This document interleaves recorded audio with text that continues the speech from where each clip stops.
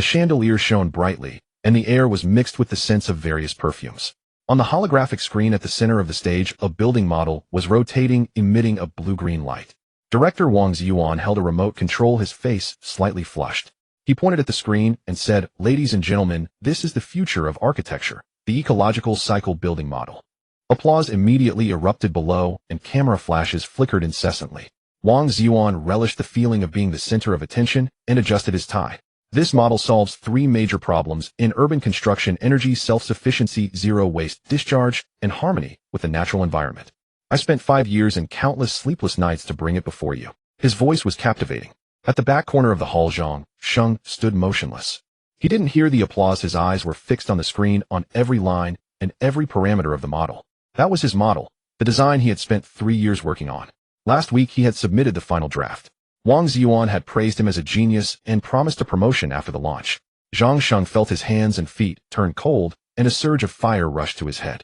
He clenched his fists, the faces around him blurred. He saw his colleagues, those who worked with him, clapping enthusiastically. They knew. Some of them definitely knew what was going on.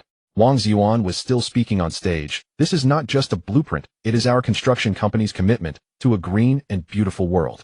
Zhang Sheng felt suffocated by his hypocrisy. He pushed through the crowd, bumping into people who shot him annoyed glance. He reached the front row and looked up at the man on the stage. "That design is mine." Zhang Sheng's voice was hoarse, but in the pause between applause, everyone heard it clearly. The hall fell silent, all eyes turning to him. Wang Ziyuan on stage was momentarily stunned. He squinted, recognized Zhang Sheng, a flicker of panic crossing his eyes before quickly regaining composure, and said with a smile, "Ah, Xiao Zhang. I know you're excited. We all are. But please sit down. Oh, we'll talk about your contribution later." He was trying to brush it off, painting Zhang Sheng as an attention-seeking young man. Zhang Sheng took a step forward. "Talk about what?" "About how you stole 3 years of my work. Every line of that model, every piece of data came from my computer." Murmurs began among the crowd. Reporters, sensing a scoop, turned their lenses from Wang Ziyuan to Zhang Sheng. Wang Ziyuan's face darkened, his smile gone. "Security. Security." His voice boomed through the microphone. "Where is security? There's an emergency. This person is a former employee who was fired for trying to steal company secrets. I can't believe he dared to disrupt the launch." 2 uniformed security guards immediately ran over and headed toward Zhang Sheng. Zhang Sheng looked around, hoping to find someone he knew to speak for him. He saw his project team colleagues, but they all averted their eyes.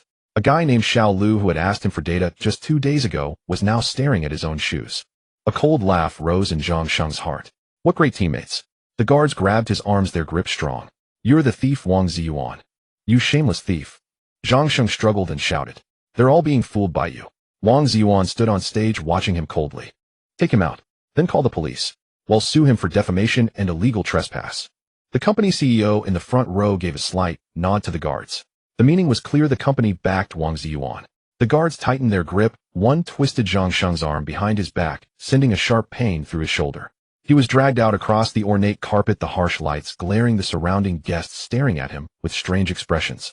As he neared the door, he heard the CEO's steady voice from the speakers. "A small incident, apologies. A mentally disturbed individual. Now let's return to Director Wang's revolutionary design." The heavy glass door closed behind him. One guard shoved him forward. "Get lost and don't let us see you again."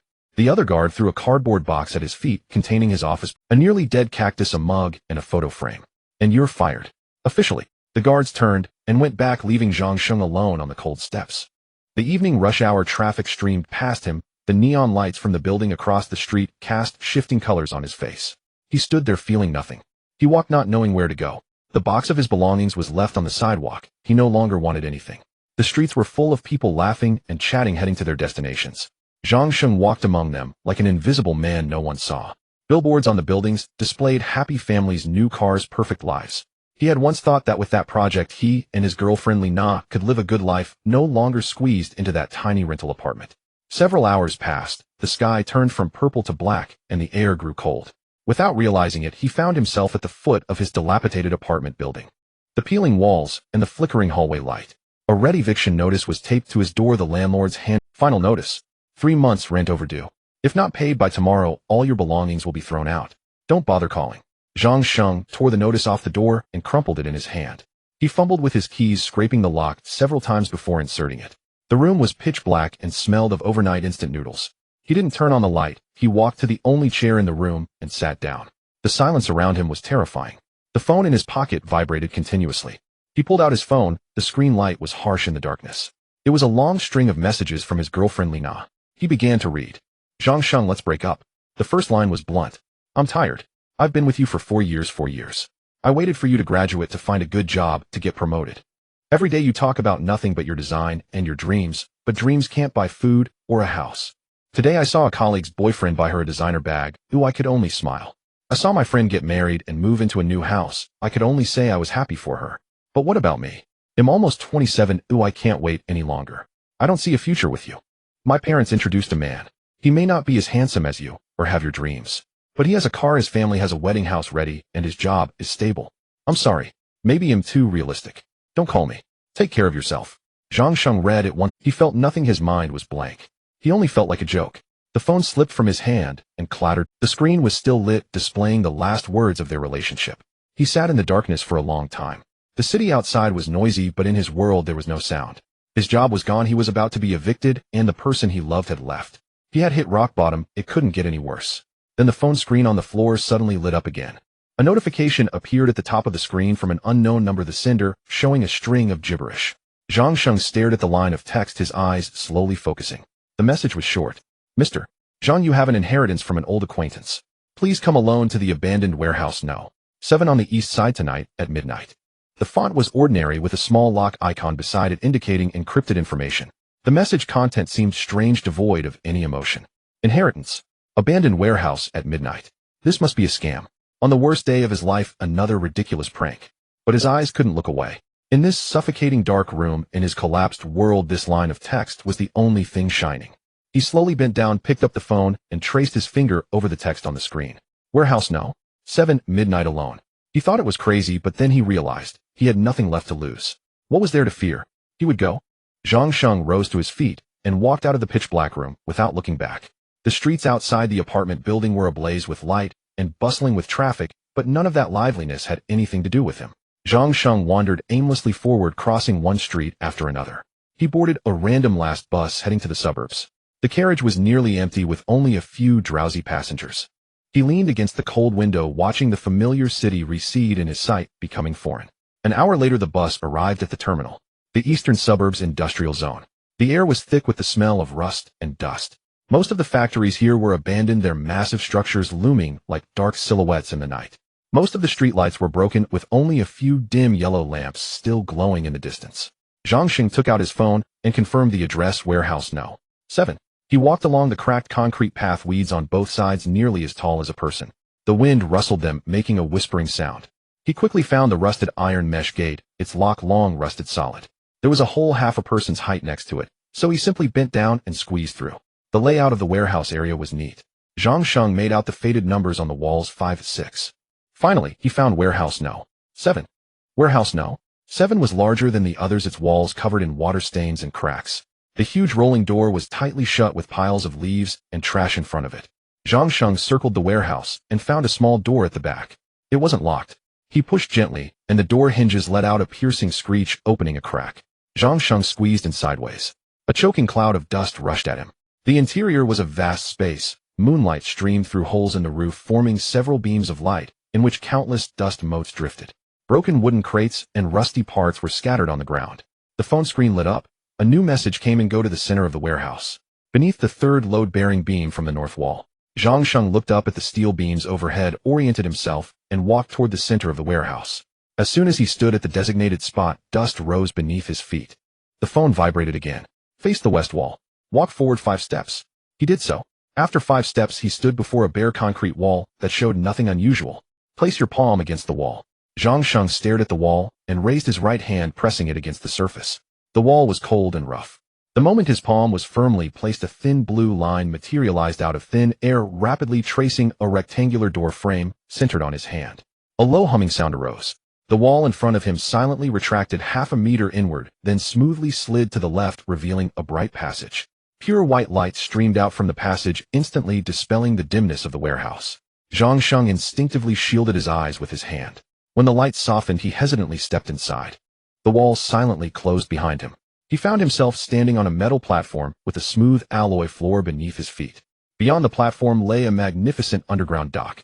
The entire dock was illuminated by soft white light, the dome, so high its ceiling was invisible. At the center of the dock, a colossal spaceship hovered silently in midair. The hull was a dark gold with a perfect, streamlined shape, showing no trace of seams. It was enormous, at least 500 meters long, floating there in utter silence. A sloping ramp automatically extended from the edge of the platform, connecting to an open hatch on the lower side of the giant ship. Zhang Sheng's throat went dry. He stepped up the ramp one step at a time, entered the hatch, and the door closed behind him instantly. Inside, the spaceship presented a spacious white corridor with fresh air and a perfect temperature. He walked along the corridor, and the doors on either side slid open automatically as he approached, as if guiding him. Eventually, he entered a vast circular room. At the front of the room was a massive black screen, and in the center stood a uniquely shaped command chair. The moment Zhang Sheng stepped beside the chair, the room's lights came on. The giant screen activated, displaying a deep starry sky with countless stars slowly rotating. A gentle, calm female voice resonated through the room as if omnipresent. Biometric scan complete. Genetic sequence matched. Identity confirmed, Zhang Sheng. Welcome, final heir. Zhang Sheng spun around, searching for the source of the voice. Who are you? I am the ship's auxiliary artificial intelligence, codename Zero, the voice replied. This vessel is the Universal Engineering Mothership Genesis. Zhang Sheng was stunned. Genesis? Heir? What is all this? Genesis is the sole inheritance left to you by your grandfather Zhang Yuan. Zhang Sheng stepped back, bumping into the console behind him. My grandfather. He disappeared 20 years ago. Everyone said he was dead. His life status is unknown. According to the instructions he set, when he has been out of contact for over 20 years, or when the designated heir encounters a major life failure, the inheritance handover procedure is triggered. Zero's voice remained unruffled. Within the last 24 hours, your career, finances, and social relationships have completely collapsed, triggering the procedure. Zhang Sheng staggered, nearly losing his footing. His grandfather, the astrophysicist whom the family had regarded as mad, had actually left him a spaceship. Just hours ago, he had been betrayed by his boss, fired from his company, dumped by his girlfriend, and kicked out by his landlord, thinking his life was over. But now he stood inside a real spaceship. He gripped the command chair and suddenly laughed, but as he laughed, tears streamed uncontrollably down his face. A spaceship. My grandfather actually built a spaceship. Genesis is no ordinary ship, heir. Zero's voice interrupted him. It is a Class 7 planetary engineering vessel. It possesses core functions such as modular material construction, planetary-grade resource collection, and local ecological environment simulation. Zhang Sheng caught his breath. Planetary transformation, material construction. He was an architect, and these words instantly excited him. Show me, he said, his voice hoarse. Show me all the functions. As you command. The main screen switched display showing various charts and data streams, ship structure diagram, energy core, material, reserves, functional modules. Zhang Sheng stared intently, his gaze sweeping across, then suddenly he noticed a flashing red bar graph in the corner. There was also a number next to the chart. What's that? He pointed at the red graph. Heir, that is the current status of the main energy supply. It looks low. Yes. To avoid detection by Earth's monitoring, the main fusion core has been dormant for 17 years. Currently, the ship is running on emergency backup energy at minimal operation. The current backup energy reserve is 1.03%. Zhang Sheng frowned. Then start the main core and recharge. Denied. A cold start of the main core requires over 5% backup energy. We don't have enough. Then what does 1.03% mean? Zhang Sheng's heart leaped.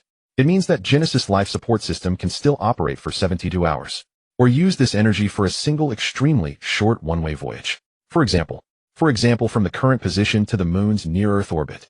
Zhang Sheng pressed, and after the voyage. Zero's voice remained calm.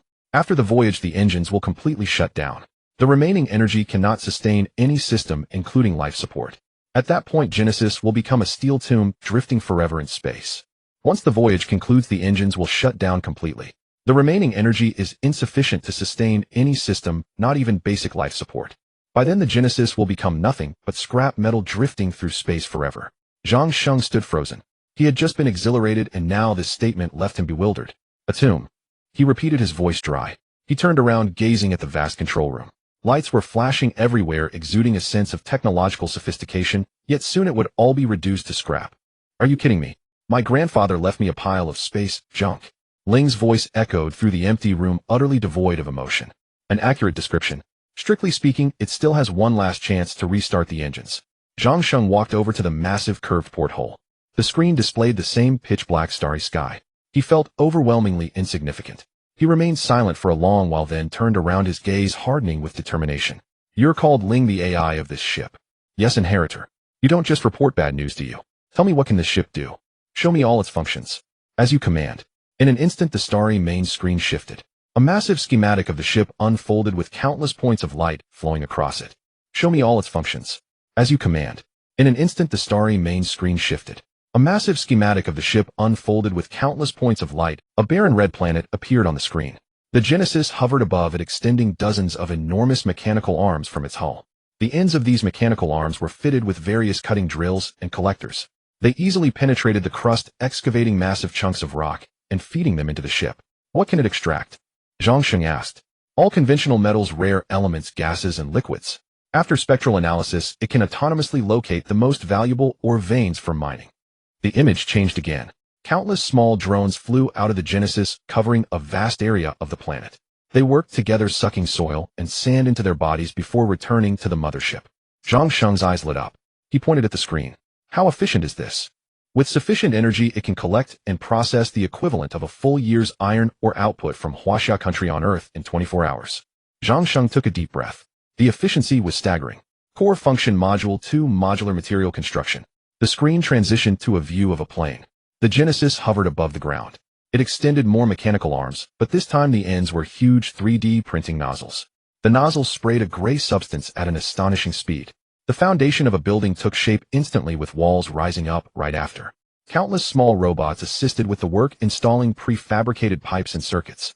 In just a few minutes of footage, the prototype of a futuristic city emerged. There were skyscrapers, overpasses, and enormous dome-shaped buildings. Zhang Sheng stared in awe. As an architect, this was a sight he had only ever dreamed of. His own ecological architectural model, if built this way, could be completed in just a few hours. Where do the building materials come from? From any substance collected by Module 1. The Genesis material conversion system can reassemble basic elements into over 3,000 different types of materials with varying properties. Zhang Sheng's fingers tightened. This meant he could create gold out of mere stone.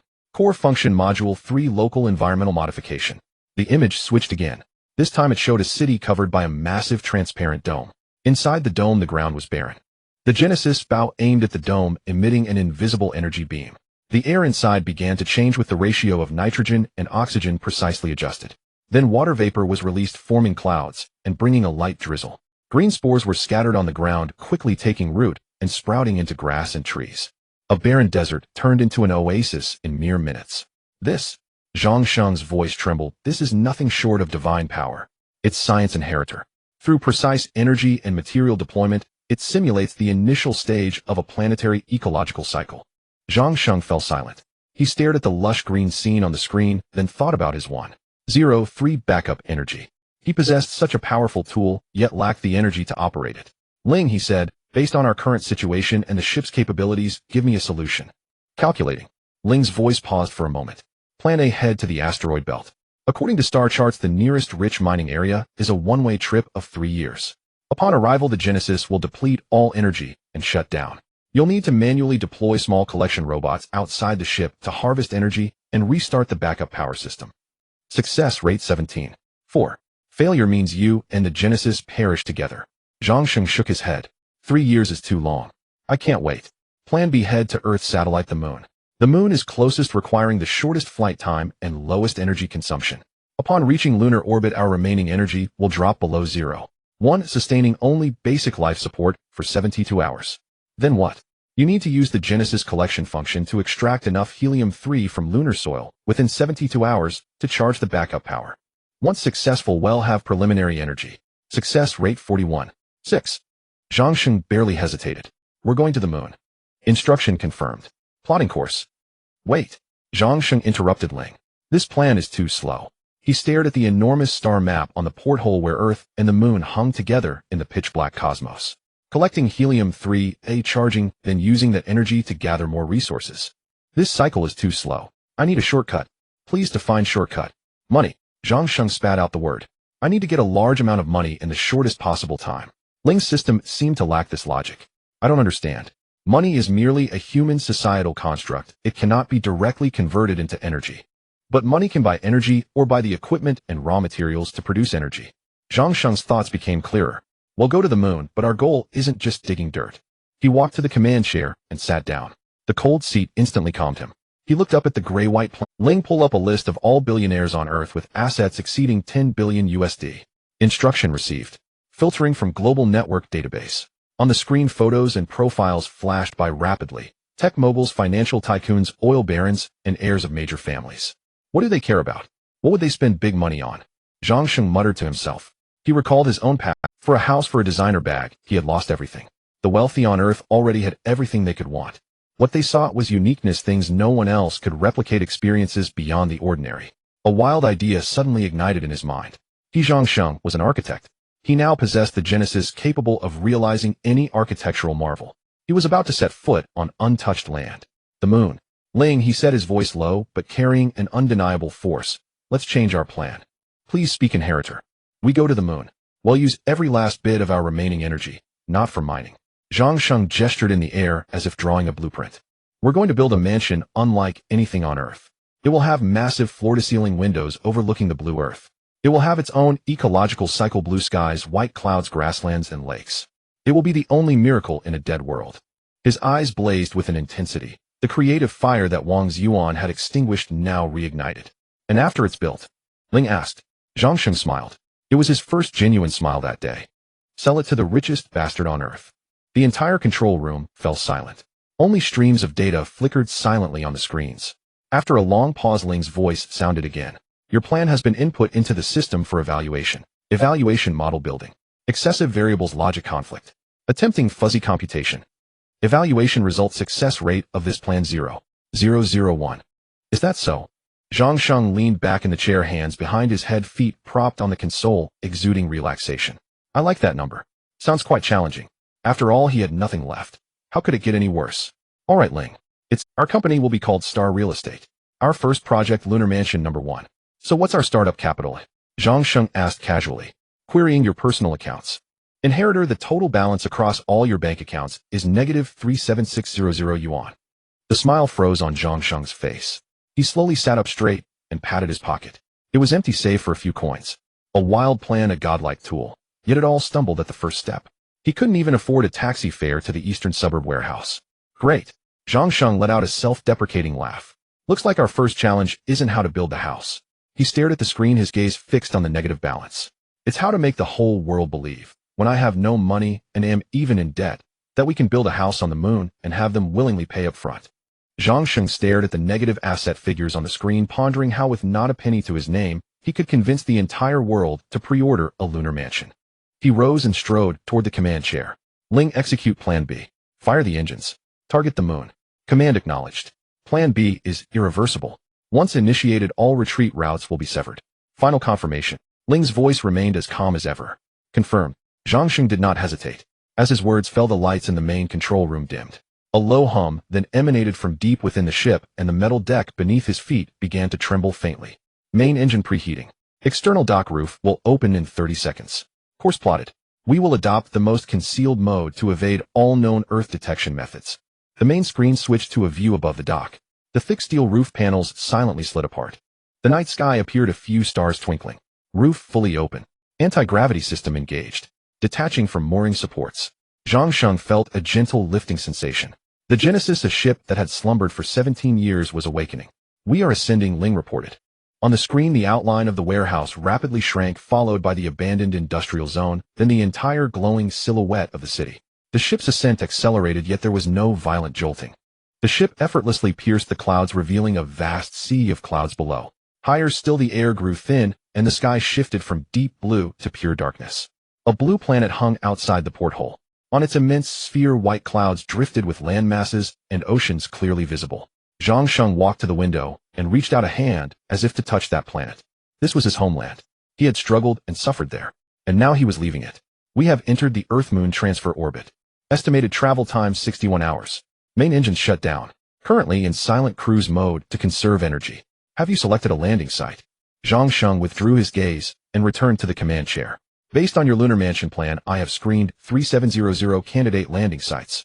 Considering resource abundance, geological stability, illumination conditions, and scenic value, I have selected the optimal location. On the main screen, an image of the moon enlarged. A region on the western edge of Oceanus Procellarum was marked with a red circle. Kepler crater. Diameter 32 kilometers. Depth 2600 meters. Our target is a platform on the crater's rim. The terrain is flat, convenient for construction. Most importantly, from this position Earth will forever hang above the horizon, creating a unique spectacle of Earthrise and Earthset. What about the helium-3 reserves, A? This area is one of the main deposition zones for solar wind particles. The helium-3 abundance in the lunar soil is 37 higher than the lunar average. Sufficient for our initial energy accumulation. Zhang Sheng nodded. He closed his eyes and began to rest, conserving strength for the challenges ahead. Time passed in the silent voyage.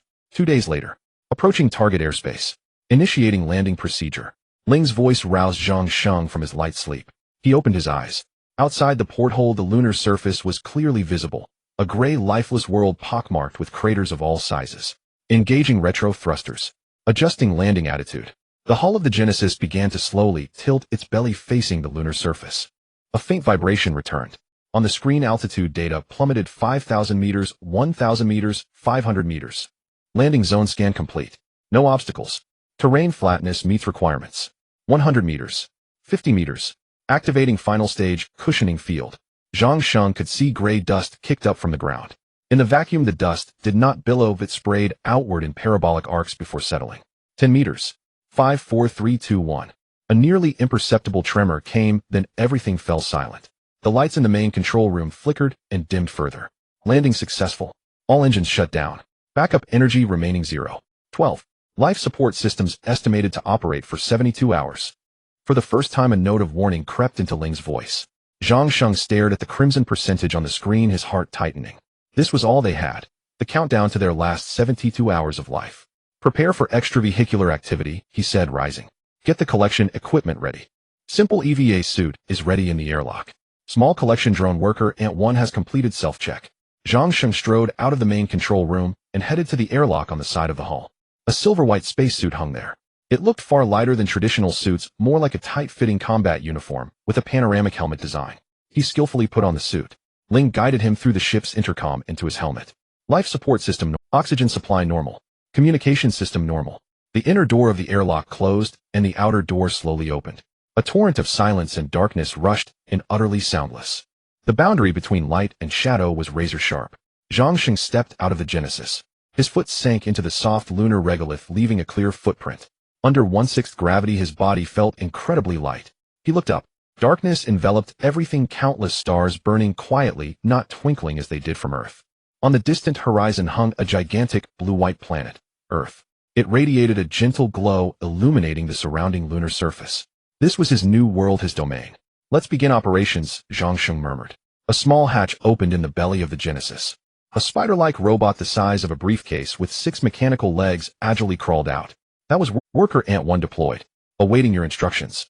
On his helmet visor, blue data streams projected. A detailed resource distribution map was superimposed on the lunar surface before him. The darker the color, the higher the helium-3 concentration. He spotted a deep blue area not far away. Target locked. Worker Ant 1 advance. The tiny drone immediately moved its 6 legs, traversing the rugged lunar terrain rapidly and steadily toward the selected spot. Zhang Sheng followed behind, step by step, adapting to the low-gravity environment. Worker Ant 1 stopped on a flat patch. It extended its 2 front legs, and the drills at their tips spun at high speed, easily boring through the hard lunar crust. Then a small excavation arm extended, scooping up a shovel of gray soil. This was the first scoop in lunar development history personally carried out by Zhang Sheng. The arm delivered the sample into a container on its back. Sample collected. Return to mothership, Zhang Sheng ordered. Worker Ant 1 swiftly turned and scurried back to the Genesis, climbing nimbly into its bay. Zhang Sheng also returned to the ship. He shed the suit and dashed back to the main control room. Sample being delivered to resource extraction module. Analysis initiated. Lunar soil composition 45 silicon dioxide, 15 aluminum oxide. Helium-3 detected abundance 28 parts per billion. Above expectations.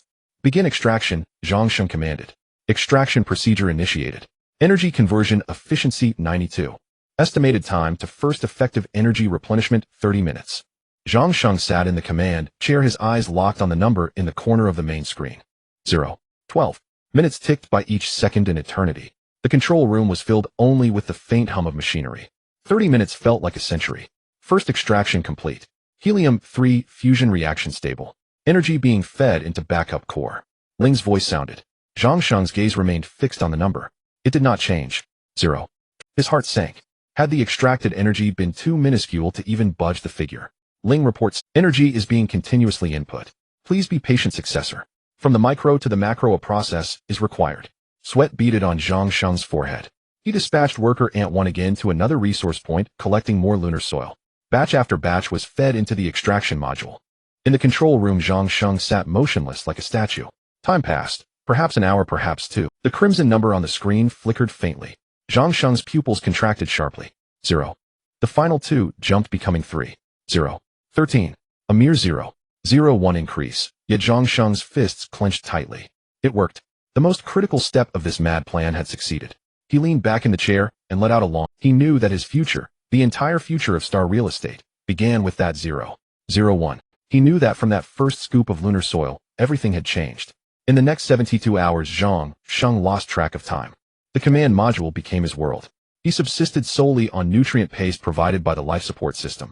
Its taste was unremarkable, but it replenished his strength with minimal delay.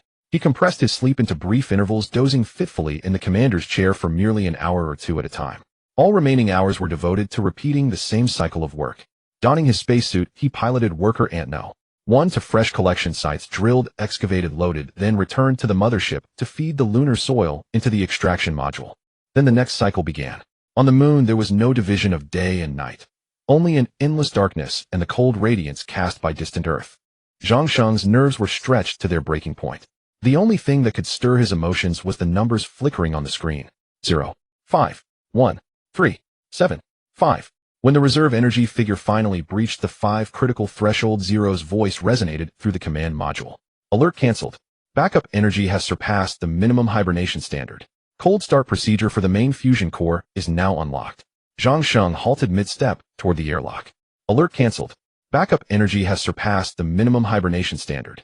Cold start procedure for the main fusion core is now unlocked. Zhang Sheng halted mid-step. How long to boot the main core, he asked.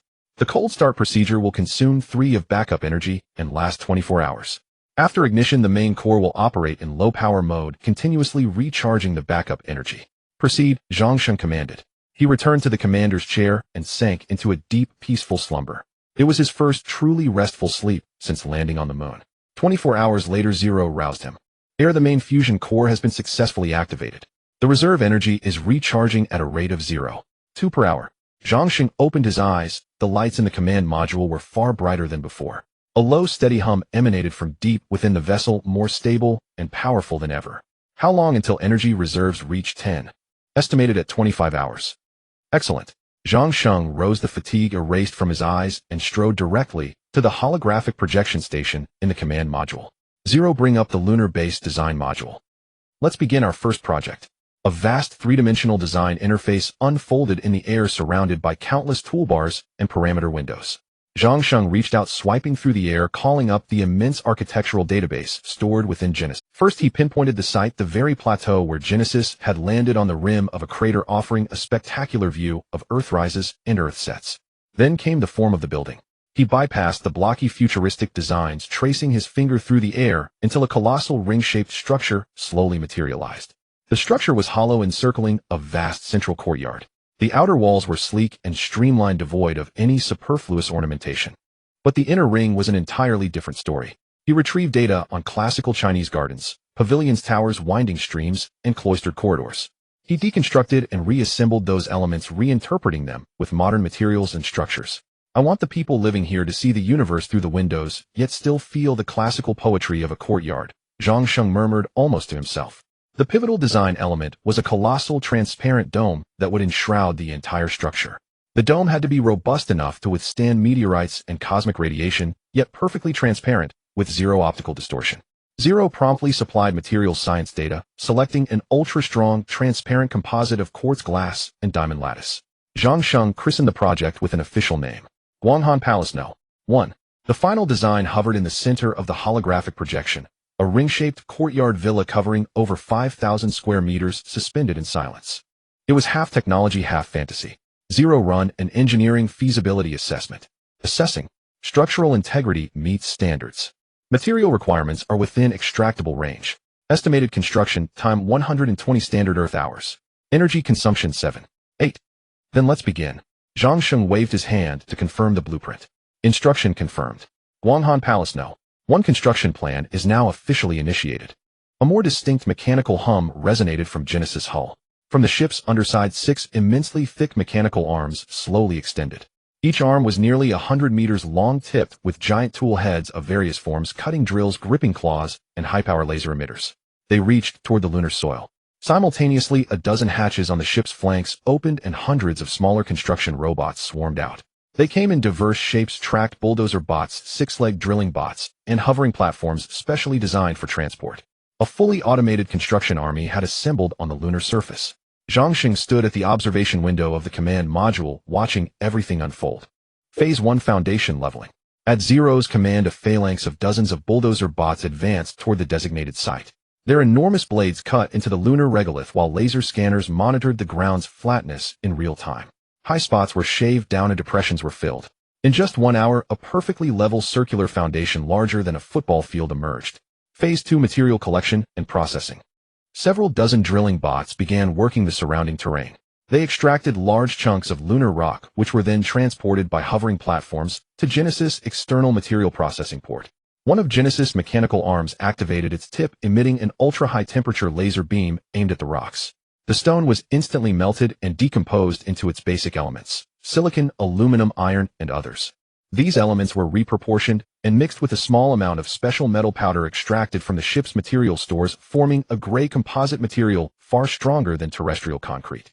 Phase 3 main structure, 3D printing.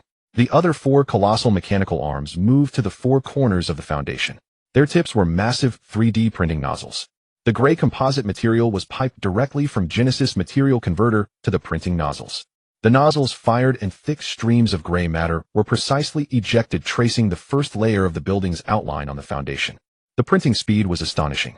The nozzles moved at several meters per second, and wherever they passed, a solid wall rose from the ground. Zhang Sheng watched the gray walls climb higher and higher, layer upon layer, as if time had been fast-forwarded. In 1 hour, the ground floor structure was complete. In 10 hours, all the main walls of the ring-shaped building were fully printed. There were no scaffolds, no construction workers, no billowing dust. Only a fleet of cold, silent machines executing every directive from the blueprint with flawless precision in absolute stillness. Zhang Sheng's heart swelled with an immense sense of achievement. He was creating a miracle on the moon, a wonder that should not have existed here. 2 days later, the main structure was entirely finished. A colossal gray ringed fortress stood silently on the crater's edge. Its silhouette was simple and powerful, exuding a raw, rugged strength. Zhang Sheng piloted a small drone to circle the building. From the drone's perspective, the building's perfect geometric form both blended into the bleak lunar surface and seemed incongruous. He was satisfied, but he also knew it was just a shell. He landed the drone above the central courtyard. The floor was smooth gray composite, and overhead stretched the pitch-black cosmos and distant stars. Zhang Sheng stood in the command module, staring at the screen in silence. None of the blue sky, white clouds, green grass, or lakes he envisioned had appeared yet. How could he create out of this dead vacuum a terraformed environment where one could breathe, feel a gentle breeze, and hear the sound of water? That was the core technical challenge of Guanghan Palace No. 1. Local environmental circulator. Zhang Sheng's finger lightly tapped the blue spherical icon on the console. Confirm activation. Zero's voice sounded. Instruction received. This function consumes a great deal of energy, using 7% of the reserve power. Do you wish to proceed? Continue. The lights in the main control room immediately dimmed. On the screen, the green numbers representing energy began to plummet rapidly from 10%, 9%, 8%, 7%. The numbers finally stopped at 3%. At the same time, a low rumble came from deep within the hull of the Chuangshiji. Inside Guanghan Palace, hundreds of hidden nozzles on the courtyard floor opened simultaneously, releasing colorless and odorless gas. On the main screen, a data stream showed pressure changes. Atmospheric pressure is building. Internal sensor readings are normal. Zhang Sheng stared at another set of data. What about the composition ratio? Nitrogen 78%, oxygen 21%. Other trace gases are being injected. Current pressure has reached 95% of Earth's standard sea level. As his words faded, a faint blue hexagonal grid flickered on the surface of the transparent dome and then vanished. Is the force field confinement stable? Zhang Sheng asked. The confinement force field has reached standard strength. The energy barrier is stable and can completely isolate the interior from the exterior. The internal atmospheric circulation system has been activated and can simulate breezes and air currents. Zhang Sheng's gaze shifted to another control panel. Excellent. Activate the water circulation system. In the depression at the center of the courtyard, dozens of water injection ports opened silently on the composite material floor. Clear water surged out, quickly forming a small lake, whose surface calmly reflected the dome's arc light. More water was vaporized, turning into steam that was injected into the newly formed atmosphere. Cloud simulation program initiated. High above, the water vapor condensed upon cooling. Wisps of white clouds appeared out of thin air, drifting slowly beneath the dome. Zhang Sheng frowned at the scene on the screen. The color of the sky is wrong, too bright, too white. We can adjust the dome's light scattering parameters to simulate the blue of Earth's sky. Zero replied, but that would consume an additional 0.1% of energy. Adjust it, Zhang Sheng said. I want the exact same blue as on Earth. Instruction confirmed. The light inside the dome changed. It was as if a filter had been placed over the pure white light source, turning the entire canopy into a clear blue. The artificial clouds appeared even whiter against this blue backdrop. Zhang Sheng leaned back in his command chair, gazing at the fabricated blue sky and white clouds as if he could smell the fresh air that did not exist. The final step, he said, activate the biological cultivation chamber and release type 1 fast-growing grass seeds and type 3 rock moss. On the courtyard floor, more hidden nozzles opened, spraying a stream filled with countless green particles. These seeds of life, carried by the artificial breeze, scattered evenly across every corner of the courtyard. The dome's light intensity instantly increased, and the spectrum was adjusted to the optimal band for plant growth. On the gray composite floor, tiny green sprout points appeared first. Then these sprouts expanded at a speed visible to the naked eye, breaking through the soil and turning into tender green grass blades. Blade after blade connected to form a lawn. The gray ground was soon covered in green. Type 1 grass seeds are expected to cover 90% of the surface within 12 hours. Zero reported. Type 3 moss will thrive in moist areas near rocks and the lake's edge. Zhang Sheng said nothing, watching silently. Zero, give me an external view. Zoom out to the highest and farthest. The main screen instantly switched. The perspective came from a drone above the crater. On the silent gray lunar surface, a circular dome emitted a soft glow. Through it, one could see an alien blue sky, green grass, and a quiet building by the lake. This dome was the only place with color in this dead world. Zhang Sheng stared at the screen for a long time before uttering 4 words in a low voice. God's building blocks. Report Air, the Guanghan Palace 1 project is complete. It matches your final design with 99.8% accuracy. Very good, Zhang Sheng said. The product is finished. Now it's time for the marketing department to step in. Zero's program seemed to pause for a moment. According to the database, this vessel has no marketing department. A slight smile curled at the corner of Zhang Sheng's mouth. Now it does. I am the marketing department. He stood up from the command chair and walked to the communication console on the other side. Activate the quantum communication system and create a new video editing project. Quantum communication module activated. Video editing interface loaded for you. A massive holographic screen unfolded before Zhang Sheng, displaying the video editing timeline and asset library. He began working. He dragged the footage from the drone's external shots into the timeline. The shot started from the dusty soil on the lunar surface. Zero background music, Zhang Sheng commanded. Something grand, mysterious, and with a touch of distant sanctity. A distant melody slowly filled the main control room. In the video, the camera began to slowly rise and pull back. The edge of the desolate crater appeared in the frame. Then the building, emitting a blue glow, gradually emerged from below the horizon until it was fully visible. Zhang Sheng also retrieved internal footage. From the large floor-to-ceiling window of the Guanghan Palace living room, the blue planet could be seen slowly rotating. In the courtyard, a breeze swept across the grass, causing ripples on the lake. On a moss-covered rock, water droplets condensed. He edited these vibrant scenes together with the desolate cosmos outside the dome. Air, what is the core strategy of this marketing campaign? Zero's logic seemed unable to comprehend such behavior. Make them see a miracle. Zhang Sheng's fingers flew across the holographic screen.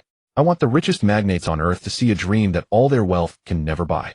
Then put a price tag on that dream. The video editing was nearly finished. The final shot froze on the courtyard of Guanghan Palace. The perspective looked up from the ground. The artificial sun was slowly setting, its golden afterglow spilling over the land, while in the distant sky the blue earth radiated a soft glow. Zero used the simplest white font. Zhang Sheng took a deep breath, raised his finger ready to type the line that would ignite the entire world in the final scene of the video. Zhang Sheng took a deep breath, raised his finger ready to type that line at the end of the video. His finger paused over the virtual keyboard. Ling, use bold font, pure white. Font set. Ling's voice replied. Zhang Sheng's finger tapped in the air, and a line of text appeared on the black background of the video. In 3 days, Guanghan Palace No. 1 and its land's permanent ownership will be globally auctioned publicly. He stared at the line, then reviewed the video to confirm there were no issues. Recipient list. Zhang Sheng's voice was steady. Top 100 mainstream media worldwide, everyone on the Forbes billionaires list, and the official space agencies of China, NASA and ESA. Not a single one missed. On the control room screen, rows of names and email addresses flashed rapidly. Target list generated. A total of 13724 target addresses, Ling confirmed. This operation will be delivered anonymously through the quantum communication network, untraceable by any known technical means. Confirmed sending. Zhang Sheng leaned back in his command chair, resting his feet on the console. Confirmed. Sending. Sent successfully. At that moment on Earth, New York, top floor of Reuters headquarters, Editor-in-Chief Adrian was reviewing front-page alternatives.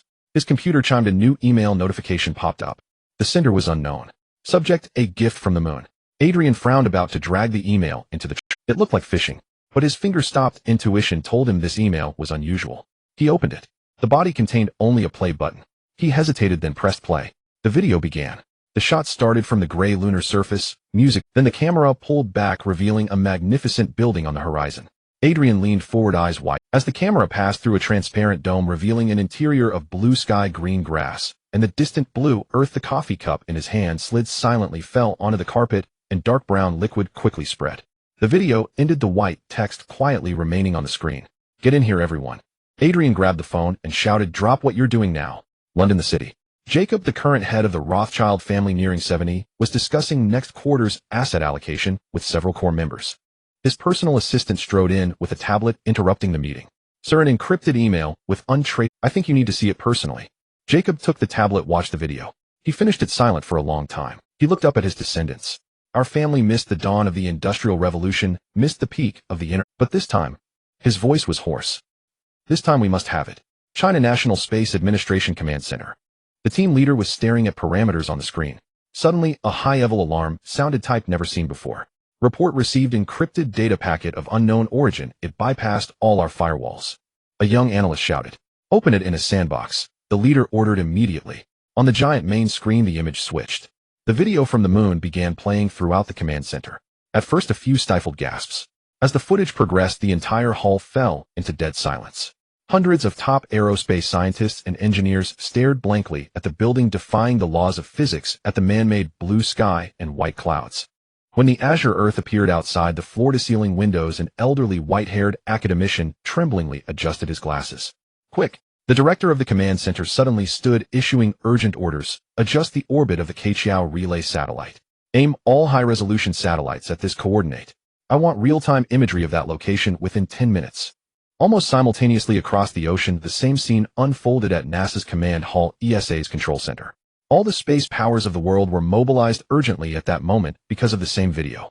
The news spread among ordinary people somewhat later, but caused an even bigger commotion. First, a few tech bloggers who received anonymous submissions posted the video on social media with comments. The CGI is amazing. If it's real, a live stream eating a keyboard upside down. The video spread. Everyone who saw it could. 1 hour later, it topped Twitter's trending list. 2 hours later, it spread wildly on major social media like Weibo, Facebook, and YouTube. Moon Mansion, Guanghan Palace auction, humans return to moon. One after another, these topics topped the trend. Servers overloaded and crashed multiple times. Major TV stations interrupted their regular programs to air breaking news. On-screen anchors reported the incident at a rapid pace. Experts on phone connections split into two camps. One camp firmly claimed it was special effects. It's fake. Constructing a building of this scale requires astronomical material transport. With Earth's current space capabilities, it's impossible to achieve without being detected, a physicist said on camera. The other camp was cautious. The video details are too real. Light, shadow, dust trajectories, almost flawless. If this is CGI, the company that made it is at least 20 years ahead of the world.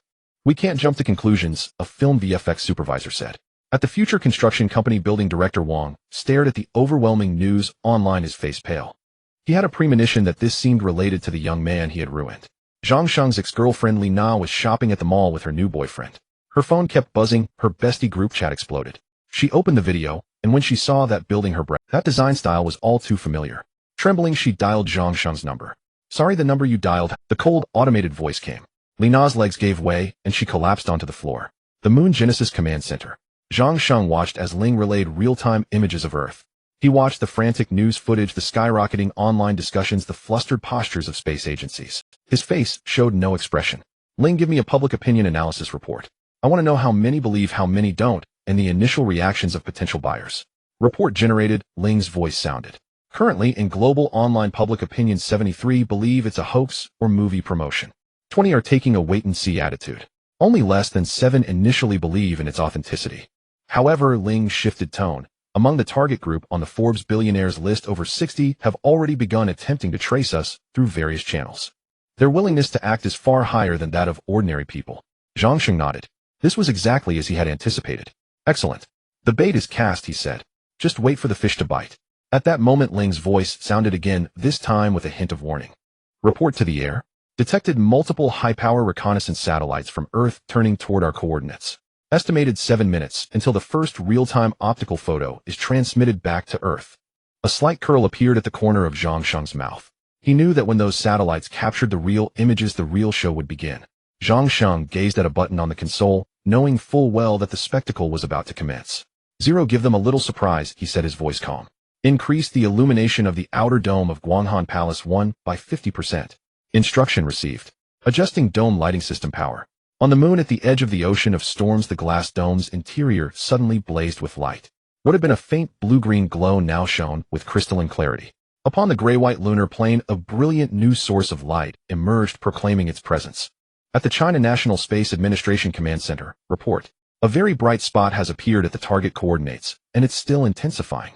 The head of the data analysis team felt his pupils contract sharply. He fixed his gaze on the glaring point of light that had just materialized on the main screen. Enlarge it. Give me the highest resolution image. The screen quickly zoomed in. After processing, a blurred but clearly outlined ring structure emerged at the center of the light. The ground around it was bathed in a blue-green radiance. Compare the image with the architectural model. The director's voice trembled slightly. Comparison initiated. Contour match 98. Dome arc match 99. Relative position with the crater 100. Comparison complete. It's the same structure. A collective gasp filled the command center. At NASA's Goddard Space Flight Center in the United States, a similar scene unfolded.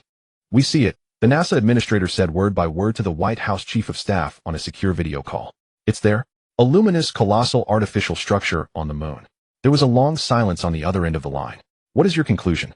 The conclusion is that everything we thought we knew about space for the past century may be wrong.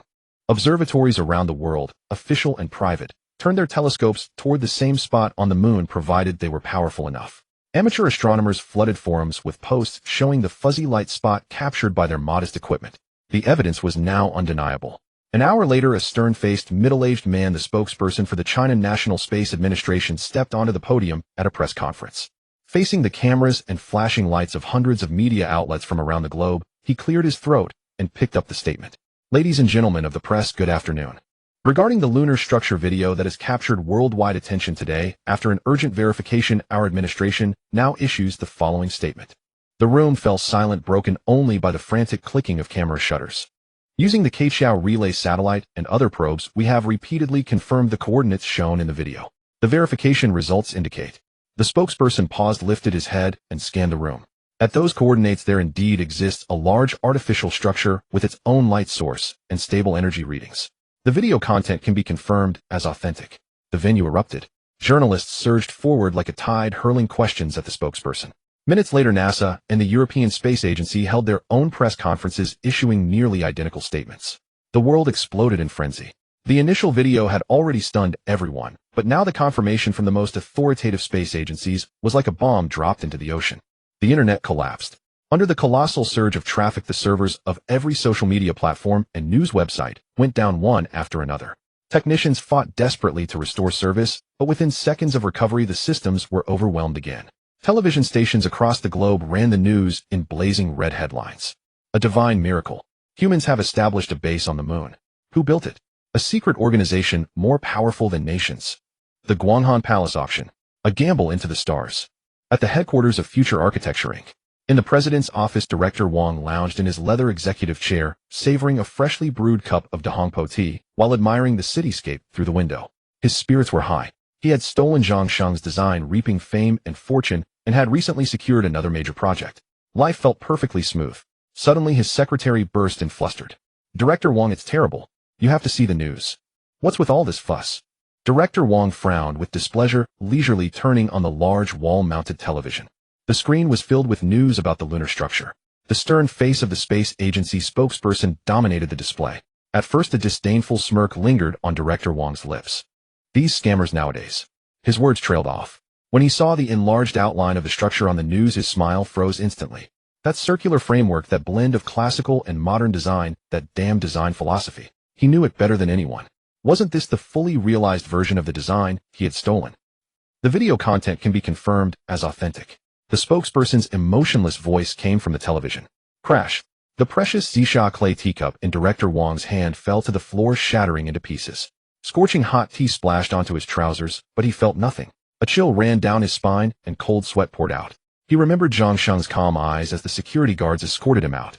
He recalled the smug expression on his own face at that moment. He had personally driven away a man capable of creating miracles, and had even stomped on him.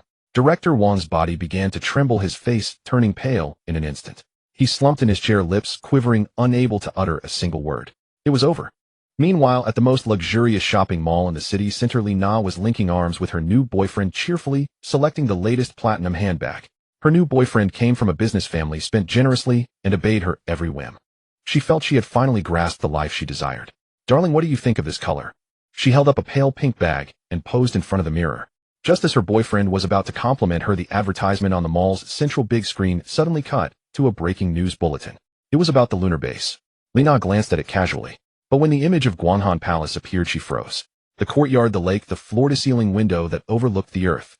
Her mind went blank with a buzz. She recalled how Zhang Sheng, clutching his sketches, had excitedly described to her his vision of the perfect home.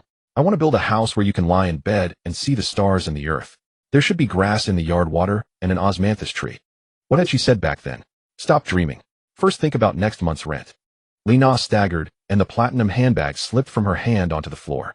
She stared at the structure on the screen, once existing only in fantasy, then at her boyfriend, who was now gaping at his phone in awe. Her heart ached with regret. She finally understood what she had discarded. It was a future capable of creating an entire universe. Ignoring her boyfriend's bewildered look, she dashed out of the mall like a madwoman. Her hands trembling, she fumbled in her bag for her phone. She found the number she had blocked long ago, and with all her strength typed a message and sent it. "Zhang Sheng, it's me. That house on the moon, did you build it? I know I was wrong, I truly know I was wrong. Can we get back together? I don't want anything anymore, just you." On the moon, in the main control room of Genesis, Zero's voice echoed beside Zhang Sheng. "You have received a text message from a blacklisted number. Shall I read it aloud?" "Display it." A small light screen appeared before Zhang Sheng. Li Na's message was a jumbled, pitiful plea. His face revealed no emotion, his eyes were calm. After reading it, he waved his hand, and the light screen vanished. "Zero, I am here, Air.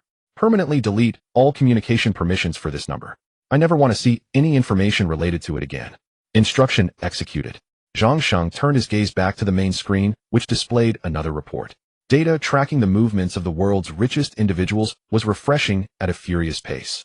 As soon as the space agencies confirmed the news, the wealthiest people on Earth could no longer sit still. Reporting Air, a consortium of Middle Eastern royal families has deployed 7 private commercial satellites to continuously scan Guanghan Palace. Several major Wall Street investment banks have jointly established a fund called the Seeker, offering a $1 billion bounty for any valid information about the seller. That tech mogul from Silicon Valley has booked all observation time on the Hubble telescope for the next week. And also, as Zhang Sheng listened to Zero's reports, a cold smirk curled at the corner of his mouth. So they had all finally surfaced. He dismissed the clutter of reports and leaned back in his chair, gazing at the blue planet outside the window. "Zero, everyone has arrived. Now we should consider how to hold our auction. How was one to orchestrate an auction destined to be etched into the annals of history? How could a transaction worth hundreds of billions of dollars be completed in an environment of absolute security and confidentiality?" Zhang Sheng leaned back in his command chair, his fingers silently tapping the armrest. Beyond the port window of the main control room, the blue planet revolved serenely, its beauty concealing countless greedy eyes. "Zero, what are those eager buyers up to right now? They are analyzing our technological capabilities and military strength through various intelligence channels, and they are also trying to pinpoint our exact location." Zero's voice replied. "They want Guanghan Palace 1, but they fear it's a trap." Zhang Sheng let out a cold laugh. "Their fear is only natural. It's like throwing a group of sharks into a pool without rules. They won't go for the food first, they'll tear each other apart or devour the one who feeds them." He rose from his chair and walked to the main console. "So before the auction begins, we must first announce the rules. Rules they cannot refuse and cannot break. Successor, if we use Earth's existing network and financial systems, there is a risk of being cracked or intervened by official entities." Zero's analysis was calm. Of course I know, Zhang Sheng said, swiping his finger across the holographic screen. So we won't use their system. We'll build our own. From communications to transactions to property rights, everything will be ours. He pulled up the quantum communication module of the Genesis. Zero, prepare to issue the second global announcement. They'll dictate the content. Information channel is open, ready to record at any time. Zhang Sheng stared at the flickering points on the screen, encrypted communication signals from the world's top conglomerates on Earth. Announcement title: Supplementary Notes on the Global Auction of Guanghan Palace 1. His voice echoed in the main control room. Article 1 regarding the auction platform. This auction will not be conducted through any existing Earth network. We will activate an independent quantum encrypted communication channel. All prospective bidders must submit an asset verification application to Starry Real Estate. Upon verification, you will receive a one-time quantum key as the sole credential to enter the auction channel. This channel is encrypted based on multi-entangled states. Any attempt at eavesdropping, tracing, or cracking will cause the channel to collapse instantly. All bidders' identities will be represented by codes. Absolutely anonymous, absolutely confidential. Zhang Sheng paused, allowing Zero time to generate the technical explanation. Article 2 regarding the auction subject. The subject of this auction is the permanent right to use the Guanghan Palace 1 structure along with the permanent ownership of the 150 square meters of land it occupies. He emphasized his tone. This ownership will be embodied by a certificate known as the quantum deed. He instructed Zero to include a dynamic 3D illustration in the announcement. The quantum deed is not a piece of paper or a code. It is a pair of special particles in a stable entanglement. One of them, the root particle, will be permanently encapsulated and embedded deep within the bedrock of the lunar plot, physically bound to the absolute spatial coordinates of that land. The other, the key particle, will be sealed in a custom portable device and delivered to the ultimate winner. These two particles maintain perfect quantum entanglement no matter how far apart they are. The key particle is the unique key to this deed. This deed cannot be copied, forged, or forced. Any attempt to tamper with the root particle or crack the key particle will cause the quantum entanglement to collapse, and the deed will automatically become invalid. The Genesis central system will receive an immediate alert. It is the only legal proof of ownership in the universe. Its validity will be defended by the full might of Starry Real Estate. Zhang Sheng fixed his sharp gaze on the holographic model of the deed composed of countless light points. He was selling a brand new concept, an absolute ownership that transcended Earth's existing legal frameworks. Article 3 regarding auction details. The auction will commence exactly 48 hours from now Earth time. The asset verification channel is open immediately. Zhang Sheng fell silent for a moment, then spoke his final words.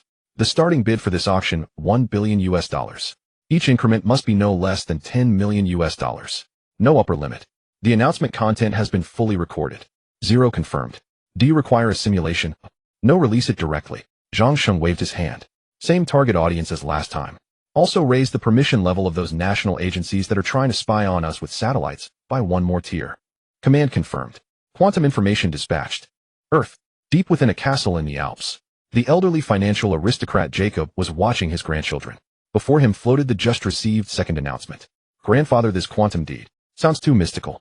Could it be a trick? A young man couldn't help asking.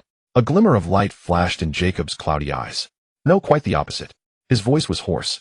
This is the most real and the most terrifying part of the... He extended a withered finger and pointed at the diagram of the deed. He isn't selling a house. He is selling us the rules themselves. A set of rules that he has defined and that only he can defend. The house is merely a bonus. This deed is the ticket to a new world. Do you mean? Prepare funds. At all costs we must obtain it. Jacob closed his eyes. This is not an investment. This is buying a cornerstone for the future of our family. Silicon Valley inside a secret laboratory of a tech giant. The billionaire in casual wear was watching the explanation of the quantum deed repeatedly with a group of top physicists. This is impossible. Stable macroscopic quantum entanglement. Bound to spatial coordinates. That's technology only a god could achieve, a white-haired professor exclaimed excitedly. The tech magnate remained silent, staring fixedly at the screen. After a long while he spoke. Whether it's possible or not, the problem now is that we must assume it is real. His voice was heavy. The technology possessed by this Starry Real Estate is already beyond our comprehension. They are like a modern man descending upon a primitive tribe. The bows and arrows in our hands mean nothing against their machine guns. He turned to his CFO. How much liquid cash can we mobilize? Sir, currently 38 billion. If you're willing to mortgage some equity. Mortgage it all. He cut him off. Also contact the Middle Eastern players immediately. Tell them if they don't want to be swept off the board in this game, they should stand with me. He knew this auction was a war that would determine the future power structure. An hour later, Similar conversations were playing out in every top power center across the globe. The world, which had been in turmoil after the official confirmation, had fallen into an eerie silence after the ordinary people couldn't understand the complex technical explanations. They only saw the astronomical starting bid and were stunned. But the true players read a chilling truth from the announcement. The wealth, power, and armies they had prided themselves on suddenly seemed as fragile as paper before this mysterious force called stellar real estate. The opponent wasn't even playing on the same level. On the moon inside the Genesis main control room, Zhang Sheng calmly studied the global public opinion report compiled by Zero. This time no one questioned the authenticity of the video or discussed whether it was a scam. All related discussions revolved around one core question. Who can afford it? No, Zhang Sheng corrected. The question is who is qualified to own it. Just then Zero's voice broke the silence. Reporting to the successor. Within 1 hour of the asset verification channel opening, we have received 97 formal bidding applications. The total verifiable liquid assets of the applicants have exceeded $800 billion. A faint smile finally appeared on Zhang Sheng's face. The time for the auction arrived. Across Earth, in numerous concealed chambers, influential figures sat before screens, displaying a login interface unlocked by quantum keys. They entered their keys, and a black interface appeared bearing only 3 lines of white text. Auction item: permanent ownership of Guanghan Palace 1 and its subsidiary territories. Current price, time. Remaining at the bottom of the interface was a bid button. Each person's identity was represented by a code. In an alpine castle, Jacob closed his eyes. The butler stood beside him murmuring, "Sir, the code Griffin has logged in. We can bid at any time." Jacob didn't open his eyes, merely nodding. In a white office in Silicon Valley, a tech magnate stared at the screen. His code was profit. Inside a Middle Eastern palace, an oil prince waved his hand, and an underling immediately input the command. His code was Desert Eagle. Beyond these, Red Shield, Poseidon, Leviathan. 37 codes representing wealth and power were online simultaneously. In the main control room of Genesis, Zhang Sheng watched the 37 small squares on the main screen, each representing a bidder. "They're all in." "Yes, sir. The deposits are confirmed. The auction can begin at any time," Zero responded. No sooner had Zhang Sheng spoken than the price on the auction interface began to jump. The price leaped to $1 billion, the bidder being Red Shield. Then with almost no delay the price became $2 billion, the bidder being Leviathan. Then $3 billion, the bidder Desert Eagle. The price climbed relentlessly, the numbers flickering rapidly, the bidders' codes changing at lightning speed. $2 billion, $3 billion, $5 billion. In less than 3 minutes the price had quintupled. "Air 5 bidders have withdrawn," Zero reported. Zhang Sheng said nothing, just watching the codes. Red Shield is bidding most frequently, and with the largest increments, Zero analyzed. "They represent a nation trying to secure this," Zhang Sheng said, "but it's not their money, they have budget constraints." The price broke through $10 billion. Another batch of bidders' codes turned gray as they withdrew. Fewer than 15 people remained. The pace of the price increase slowed, with each bid pausing for tens of seconds. $15 billion. $20 billion. When Desert Eagle pushed the price to $30 billion, only 7 bidders remained. Red Shield went silent. "They're nearing their budget ceiling," Zhang Sheng said. Sure enough, after profit called out $35 billion, Red Shield's code also turned gray. After several more rounds of bidding, the price reached $50 billion. Only 3 codes remained lit: Desert Eagle, Profit, and Griffin. "Interesting." Zhang Sheng sat up straight. The oil prince, looking at the numbers on the screen, grew impatient. He said to his assistant beside him, "Raise it." Current price, $51 billion, bidder Desert Eagle. In the white Silicon Valley office, the tech magnate tapped his fingers on the desk. His team was calculating rapidly. "Boss, according to our assessment, this price is 30% overvalued. The risk is too high." The tech magnate ignored them and pressed the bid button. Current price, $52 billion, bidder Profit. In the castle, Jacob finally opened his eyes, calmly watching the screen. He uttered only one word: "Follow." Current price, $53 billion, bidder Griffin. The auction entered a war of attrition, with each increment fixed at $1 billion. It had become a contest of will. $60 billion. $70 billion. $80 billion. When the price broke through $80 billion, vast sums of capital were being locked and ready for settlement. Silence filled the tech magnate's office. "Boss, our cash flow has hit the warning line. If we continue, it will affect next quarter's RD budget," the CFO said, wiping sweat. The tech magnate stared at the 2 codes, silent.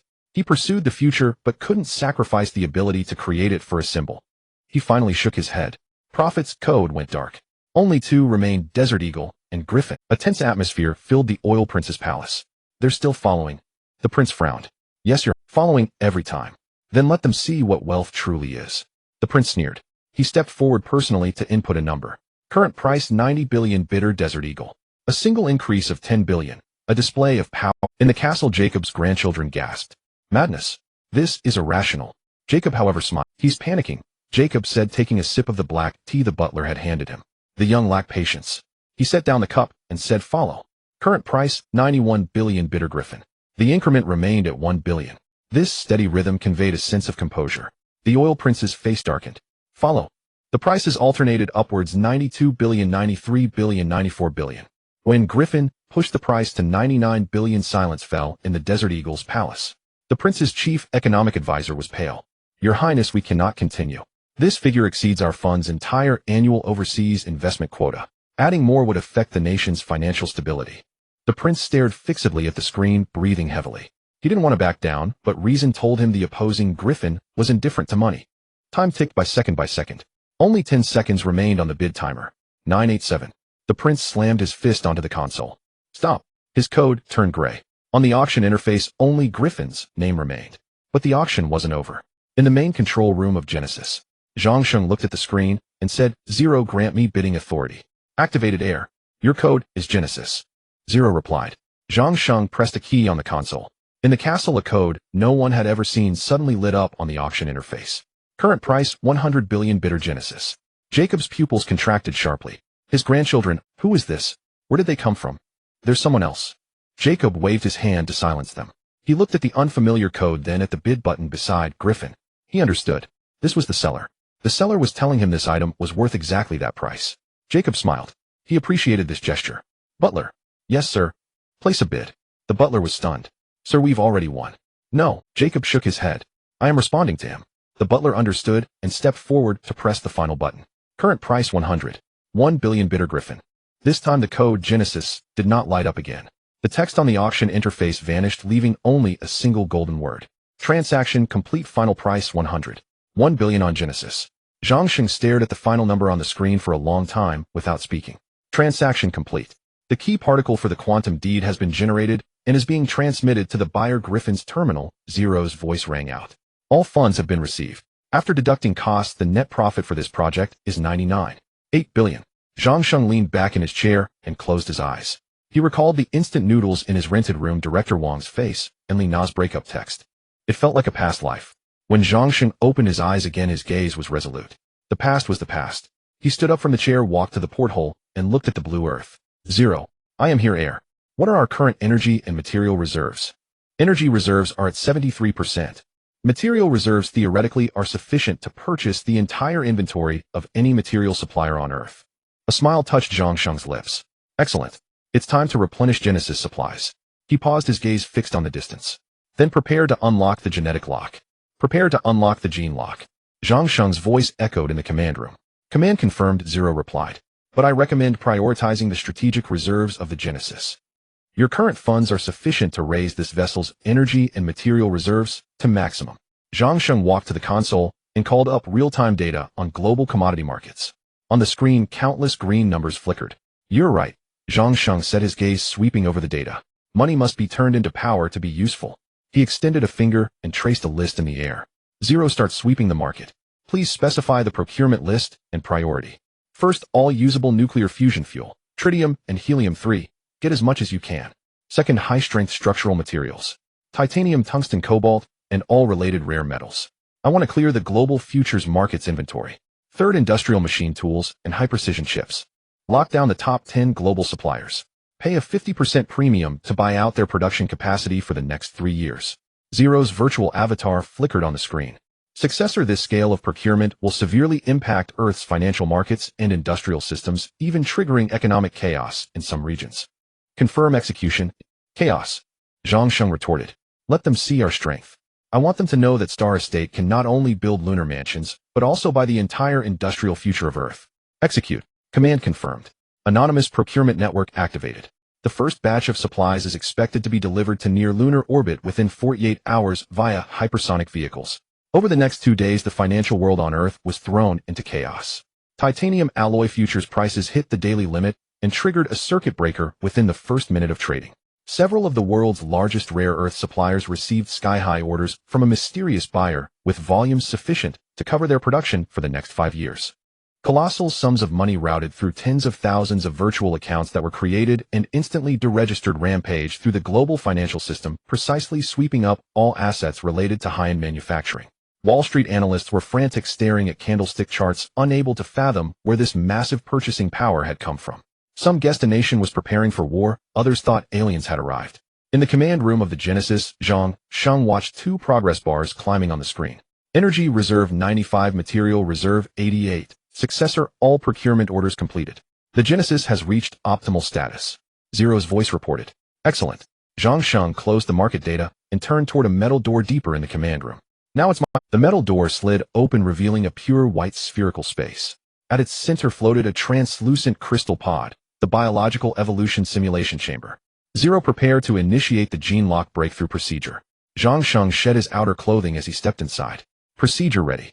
It will simulate the moon's low-gravity environment and introduce a controlled dose of gamma radiation as a catalyst to stimulate cellular evolution.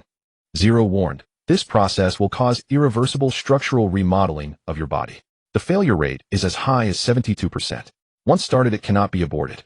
Do you wish to proceed? Zhang Sheng laid down inside the cool pod. The lid slowly closed. He gazed at the deep cosmos outside. Begin. Inside the pod, blue nutrient fluid rapidly filled and enveloped his entire body. A faint electrical current coursed through him, relaxing his muscles completely. Then a burning energy surged from the base of his spine. Zhang Sheng's body tensed instantly. An indescribable tearing sensation exploded from deep within his cells. He clearly felt his muscle fibers being torn apart by a brutal force, then forcibly rewoven. His bones emitted creaking sounds as if they would shatter at any moment. Agony blanked his mind, while every nerve frantically transmitted the same signal: disintegration. Outside the pod, the data representing Zhang Sheng's vital signs leaped wildly, red warning lights flashing silently. Successor, your heart rate has exceeded 300 beats per minute and blood pressure is skyrocketing. I recommend aborting the procedure. For the first time, Zero's voice carried urgency. Zhang Sheng clenched his jaw so tightly that blood seeped from his gums.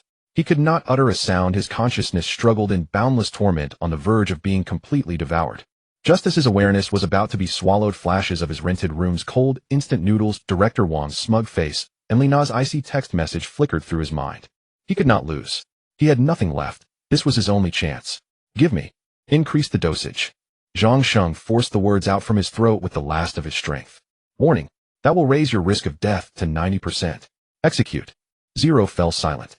Inside the simulation pod, the gamma radiation dose was instantly increased by 10%. A more violent torrent of energy scoured every one of Zhang Sheng's cells.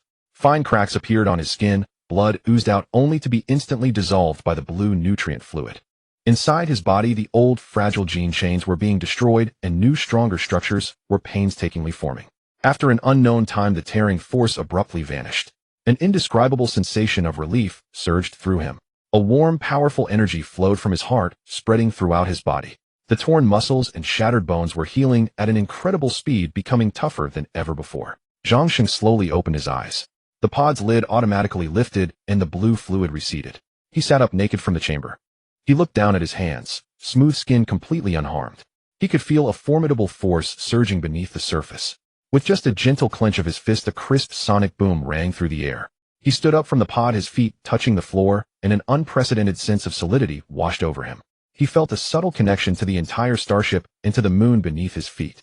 The world in his eyes became extraordinarily clear. He could see every flickering pixel on the distant console screen and hear the faintest rotation of the cooling fans at the far end of the command room. Zero, report my physical data. Successor, congratulations. You have successfully broken through the first-tier gene lock, physical enhancement. Zero's voice returned to its calm tone. Your current muscle density is 3.7 times that of a standard Earth. Human neural reaction speed is 4.2 times, and cell regeneration rate is 5 times. Theoretically, you can withstand 5 times standard gravity without any protective gear. Zhang Sheng walked to the training area where a specialized alloy steel plate for material strength testing was placed. He took a deep breath, recalling the agony he had just endured, and casually threw a punch at the steel plate. Thud. A muffled sound. A clear fist-shaped depression appeared in the center of the 10-centimeter thick alloy steel plate. Zhang Sheng looked at his fist. The skin wasn't even reddened. This was power. He flexed his body, feeling the surging energy within. Just then, in the command room, a sharp alarm suddenly shattered the calm. Alert! High-energy propulsion signal detected. Zero's voice turned urgent in an instant. An unidentified craft has left geosynchronous orbit and is approaching our coordinates at Mach 7. The main screen instantly switched feeds. A dark triangular craft, clearly military in style, rapidly enlarged in the frame. The coating on its surface gleamed with a cold metallic luster. The craft has entered weapons range. Estimated arrival above Guanghanggong, number 1, in 97 seconds. They have sent a forced communication request. This was no friendly visit. Zhang Sheng stood at the center of the training area, slowly withdrawing his fist. On the special alloy steel plate before him, a clear fist imprint was deeply embedded. The sharp alarm echoed through the main control room, yet Zhang Sheng's heartbeat remained utterly unchanged. The other side has cut into the forced communication channel. Ling's voice was icy. Zhang Sheng did not turn around, rolling his neck as a series of crisp cracks came from his bones. Patch them through. His tone was calm. In the center of the main control room, a holographic projection appeared. It showed a man in a deep blue military uniform with silver stars on his shoulder boards, his expression cold, his gaze like he was inspecting an object. "I am commander of the Leviathan, Colonel Harrison." The man spoke, his voice as icy as a machine. "On behalf of the Earth United Command, I hereby issue you a notice." He paused as if waiting for Zhang Sheng's reaction. Zhang Sheng merely stared at him, quietly saying nothing.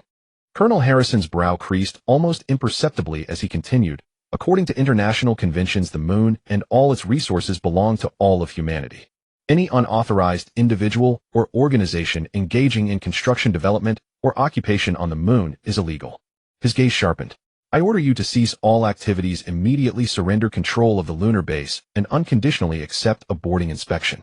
Harrison's words echoed through the empty main control room, each syllable carrying a commanding tone. In Harrison's view, no matter how advanced Genesis was, it remained merely an engineering vessel. Yet Leviathan was humanity's mightiest warship. This standoff could never have a second outcome. Zhang Sheng finally moved. He picked up a towel nearby and wiped the non-existent sweat from his hands. "Colonel Harrison," Zhang Sheng spoke, his voice not loud, but clearly resounding through the main control room. "Before issuing orders, have you checked who owns the land beneath your feet?" Harrison's eyes narrowed, caught off guard by the retort. "There is no legal ownership here," he said, his tone hardening. "Only illegal structures." "Is that so?" Zhang Sheng smiled. "Guanghan Palace, no. 1 and its attached 1500 square meters of land were sold 2 days ago for $101 billion US. Ownership is guaranteed by a unique quantum deed. Now this place is my client's private property." Zhang Sheng stepped forward twice, closing in on the holographic projection. "So, I need you to answer clearly. Does your order represent your nation's intention to forcibly seize my client's lawful property through military force?" Harrison's pupils contracted sharply.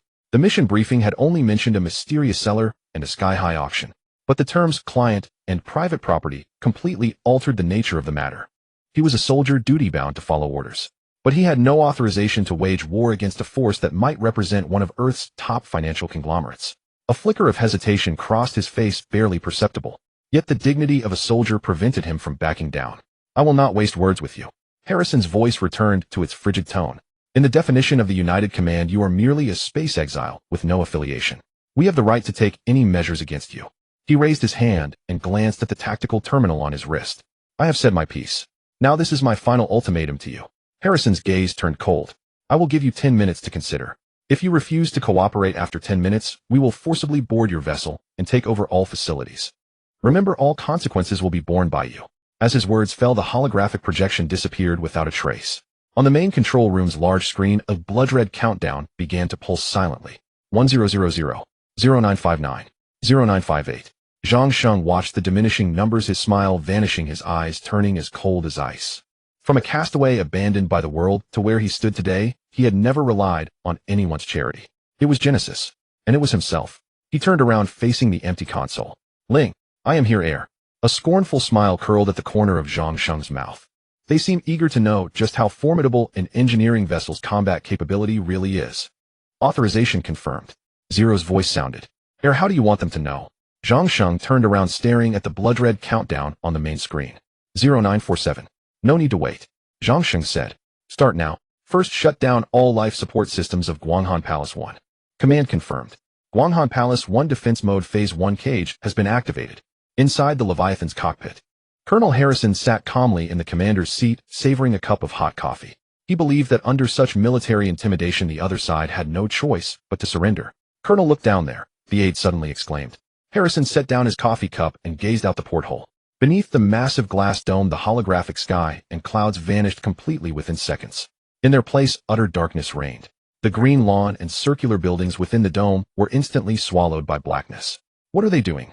Harrison frowned. Report. Detecting a rapid drop in oxygen levels inside the dome. Water circulation system offline. Temperature plunging toward lunar surface standards. What? Harrison shot to his feet. Have they lost their minds?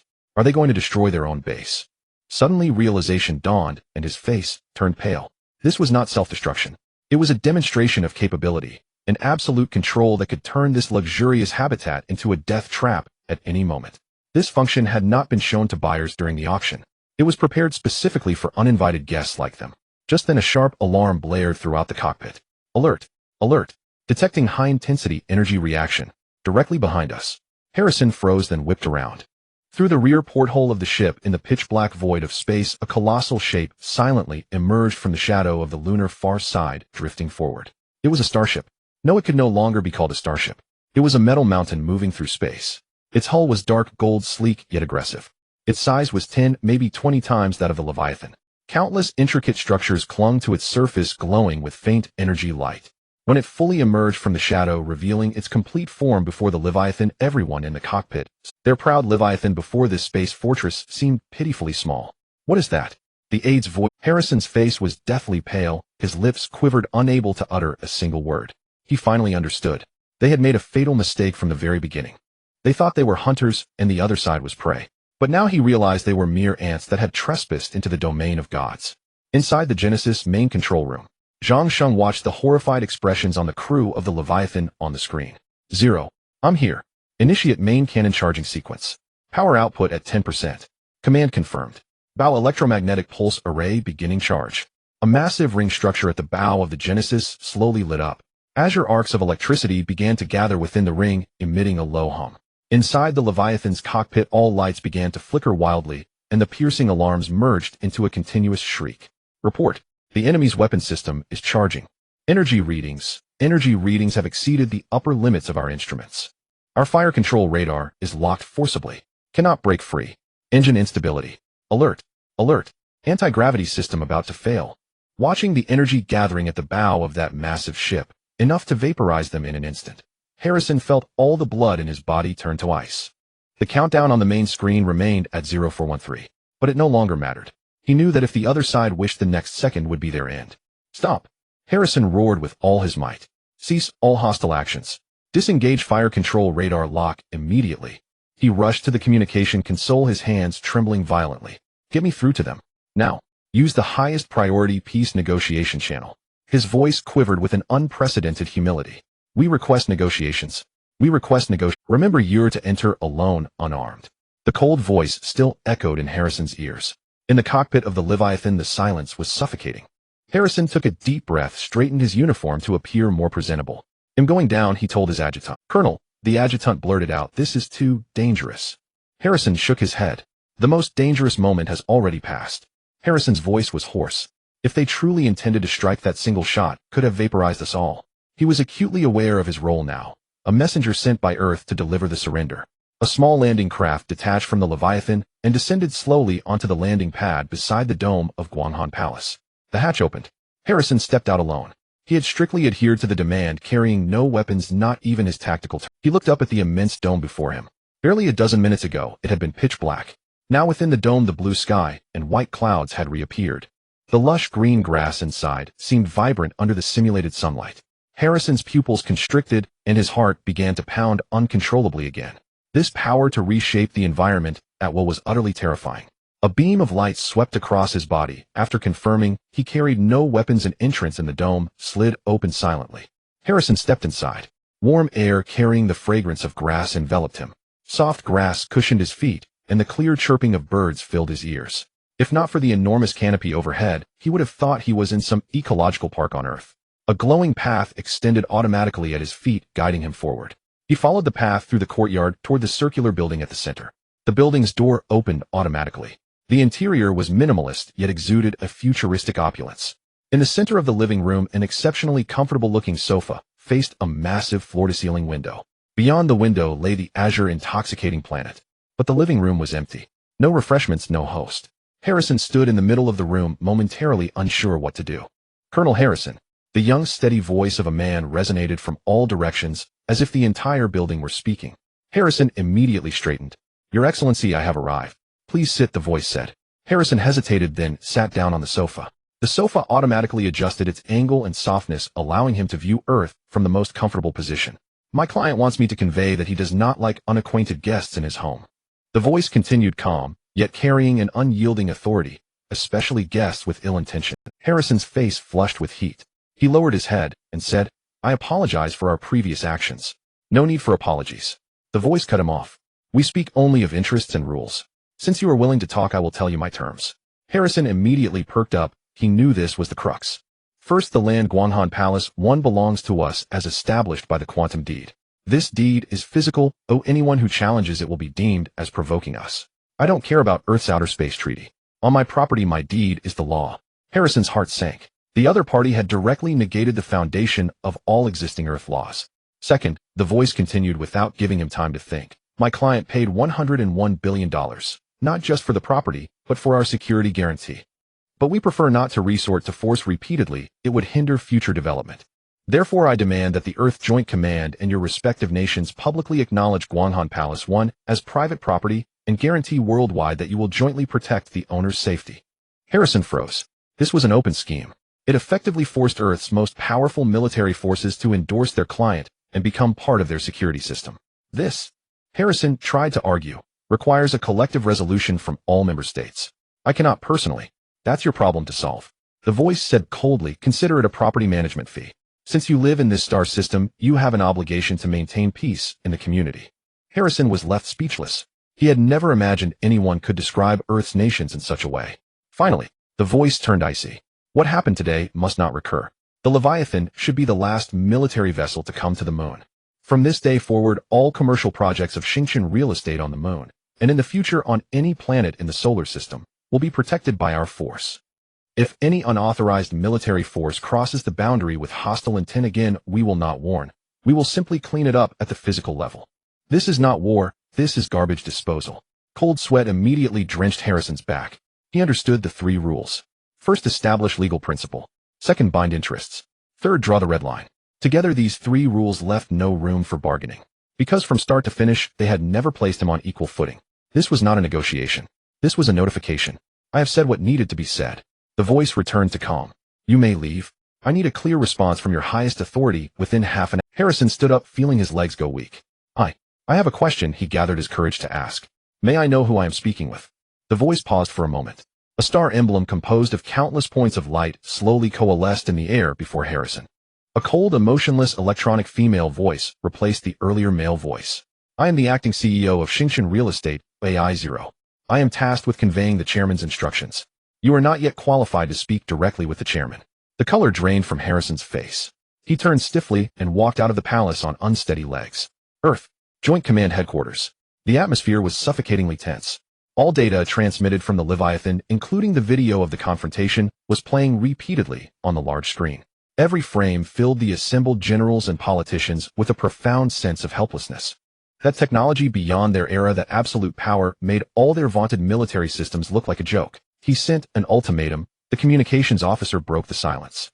"We must reply within half an hour." A white-haired general let out a long sigh. "Do we have any other choice?" No one answered. Another hawkish general slammed the table. "We cannot simply yield. This is a disgrace. We can assemble the entire space fleet." "I refuse to believe." "And then what?" the white-haired general interrupted. "Fight a losing war against that space fortress. Sacrifice all our decades of accumulated assets just to give them a second chance to open fire."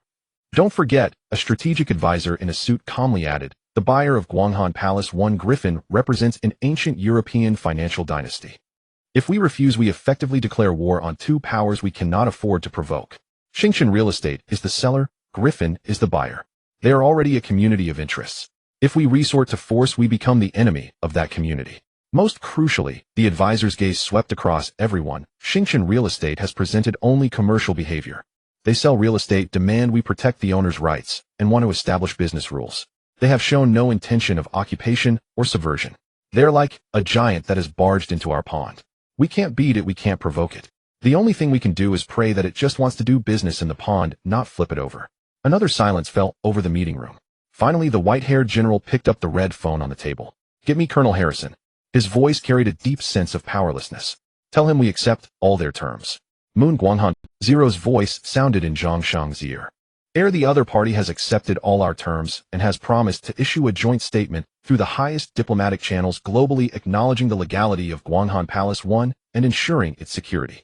In the main control room of the Genesis, Zhang Shang watched the Leviathan turn around and flee awkwardly on the screen, his face expressionless. Victory. Yes, victory. He had used a forceful approach to buy precious time and space. But he knew this was only the beginning. Today's capitulation was only because his power temporarily exceeded their comprehension. Once they recovered from the shock, a variety of probes, infiltrations, and even more covert attacks would follow.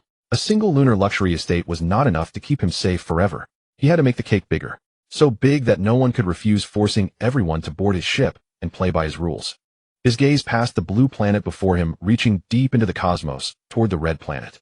Zero. I'm here. Prepare a new business plan. A faint smile curled at the corner of Zhang Sheng's mouth. This time our target, Zero, use a clean fund to register a company on Earth. Company name. Zero's voice sounded. Zhang Sheng gazed at the route between Earth and Mars on the star map. Xingshan Real Estate. Registration location. Cayman Islands. Zhang Sheng answered without hesitation. Command confirmed. Processing through multi-layer encrypted proxies. Estimated time, 3 minutes. On the screen, countless lines of code streamed. Soon legal documents, bank accounts, and equity structure charts were automatically generated and submitted. 3 minutes later, Zero reported, Xingshan Real Estate Co. Ltd. has been successfully registered. You are the sole anonymous shareholder and director. Excellent. Zhang Sheng nodded. Under the name of Xingshan Real Estate, send press conference invitations to global mainstream media. Press conference theme. The future. The invitations arrived at thousands of newsrooms across the globe simultaneously. New York Reuters headquarters.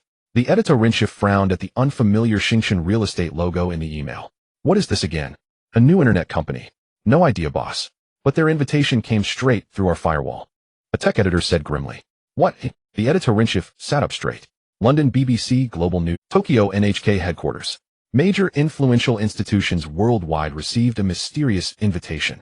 Undeniable, untraceable. The invitation was simple: a time and a set of coordinates. The time was 48 hours later. The location was a luxury hotel conference center in Geneva, Switzerland. Go. The heads of major global media outlets almost all made the same decision. Send our best report. I have a feeling this will be a huge story. 48 hours later. Geneva. The conference center was decorated with stark simplicity, almost bare. No flowers, no banners. Only a massive black stage. At the center of the stage stood a solitary holographic projection device. Below the stage, hundreds of journalists from around the world were seated. They whispered to one another, their expressions a mix of doubt and anticipation. Too strange. Xingshan Real Estate. I searched every database. This company was founded just yesterday. It's a shell. A Financial Times reporter murmured. Being able to gather us all here is something no shell company could accomplish. The CNN reporter next to him retorted. Look around. These are all familiar faces. This setup is more extravagant than a UN General Assembly. Everyone speculated about the mysterious tycoon behind Xingshan Real Estate. Was it the enigmatic seller who had stepped out from the shadows after selling Guanghan Palace 1? Or the European aristocrat who had purchased Guanghan Palace 1 about to make an announcement? At the appointed time, the lights in the hall went out instantly. The holographic projection device on the stage lit up. Light and shadow interwove, and a figure slowly coalesced in the air. He wore a perfectly tailored black suit, his posture upright, his face shrouded in a blur of light, indistinct. Yet just standing there, he exuded a powerful aura. Zhang Sheng's holographic image appeared before the world for the first time. Ladies and gentlemen, welcome. His voice transmitted through the venue's sound system was youthful, yet exceptionally steady, carrying a calm that saw through everything. I am the founder of Xingshan Real Estate. The journalists immediately raised their cameras, a cascade of flashes. May I ask who you are? What is the relationship between Xingshan Real Estate and Guanghan Palace 1? What is your next project? Zhang Sheng ignored the commotion. He raised his hand and gently pressed it downward. An invisible sonic wave swept across the hall, and the cacophony of questions vanished instantly. The journalists stared in astonishment, as if muted. Today I will announce only one thing. Zhang Sheng's voice rang out again. Behind him, the holographic image changed. A blue planet and a dark red planet appeared side by side. Earth and Mars. My company built a small showroom on the moon. Zhang Sheng's tone was calm, but it made the journalist's heart skip a beat. He was indeed that seller. Many people think spending $100 billion on a house is insane, Zhang Sheng continued. I tell you no. That was cheap. Because it wasn't real estate. It was a ticket to the past. A ticket to a new world, the lowest class. He pointed to the red planet. And today I will show you what the new world looks like. As he spoke, the Earth image behind him vanished. Only Mars remained, a lonely, desolate planet covered in red dust, utterly lifeless. This, Zhangsheng said, humanity's dreamland for decades, and also a land of despair. Thin atmosphere, no magnetic field, surface radiation, lethal to any life. But from today, all of this will change. As his words fell, a grand holographic image unfolded behind him. The journalists present and billions watching the live broadcast worldwide witnessed a historic moment. Thousands of enormous reflective mirrors unfurled in Mars' orbit, forming an array. They turned precisely, focusing sunlight onto Mars' poles. The white polar caps began to melt, evaporating, releasing massive amounts of carbon dioxide. Mars' sky, once a dull pink, grew turbid and gradually thickened. The thin atmosphere visibly became. Step 1. Melt the polar caps, rebuild the atmosphere. Estimated time 3 years. Zhangsheng's voice served as narration. Then the scene shifted. A strangely shaped dark golden colossal spaceship appeared at the L1 Lagrange point between Mars and the Sun. It was the Genesis. It extended numerous mechanical arms and began assembling a massive ring-shaped device. The device was completed and activated. An invisible energy field extended from the device, enveloping the entire planet. When the intense solar wind struck, it was deflected by the energy field. The collision in the upper atmosphere produced brilliant auroras. Step 2. Recreate the magnetic field shield against radiation. Estimated time 5 years. With the atmosphere and magnetic field in place, the Genesis in the image began to move. It flew over Mars' surface, scattering dense green specks from its belly. The specks landed on the red soil, quickly took root, and spread. They were genetically modified mosses and lichens. They rapidly absorbed carbon dioxide and released oxygen. The red land began to be covered by patches of tenacious green. Meanwhile, the ship poured torrents of water into the massive Vies Marineris. Liquid water extracted from underground ice and hydrated minerals. Rivers appeared, lakes formed. Blue water and green vegetation intertwined on the red planet. Step 3. Sow life, rebuild the ecosystem. Estimated time 50 years. Finally, the image froze. A planet interwoven with blue, green, and red appeared before everyone, brimming with vitality. Futuristic cities rose from the plains. The entire hall fell silent.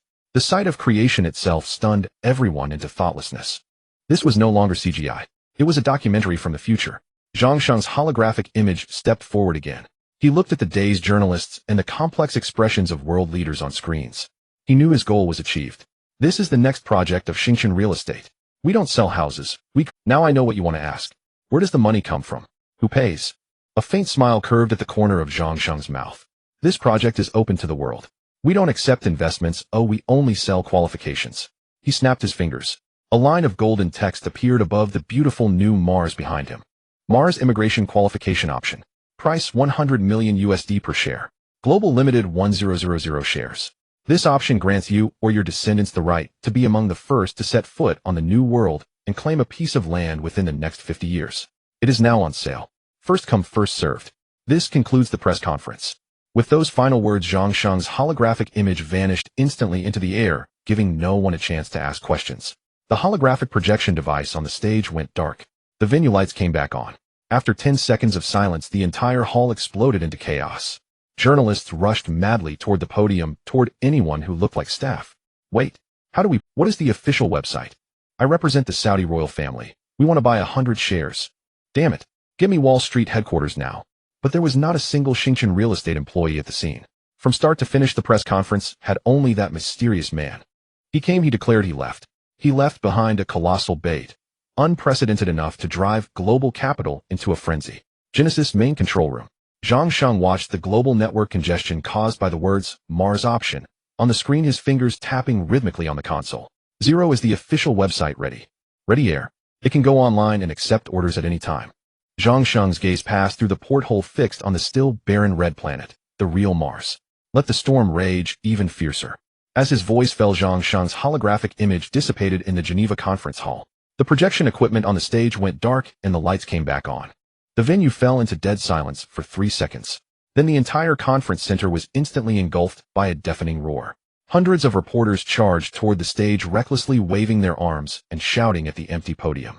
Wait, what's the official website? How do we purchase? Where are the payment channels? On behalf of Dow Jones, is the CEO still here? Damn it, connect me to Wall Street headquarters immediately. They soon realized that there were no staff members of Starry Real Estate on site. This press conference had only that mysterious man from start to finish. He appeared, announced a fact, and then left. The entire venue had nothing left except chairs. Journalists rushed out of the venue, each dashing to their own broadcast vans and charging toward the first network port they could find. They had to spread the news. At this moment, the news spread across the world. The New York Times front page headline was pulled in the last minute and replaced with a red word, Mars.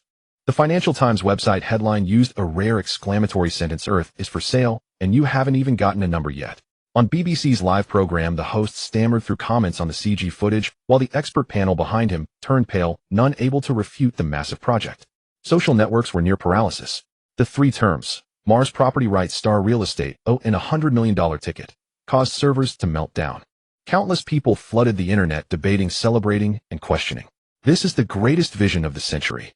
The future of humanity. Liar. This is an outright scam. Even more absurd than Gwanghwan Palace. No. 1. Hey, remember Gwanghwan Palace? Its secondary market price has already tripled.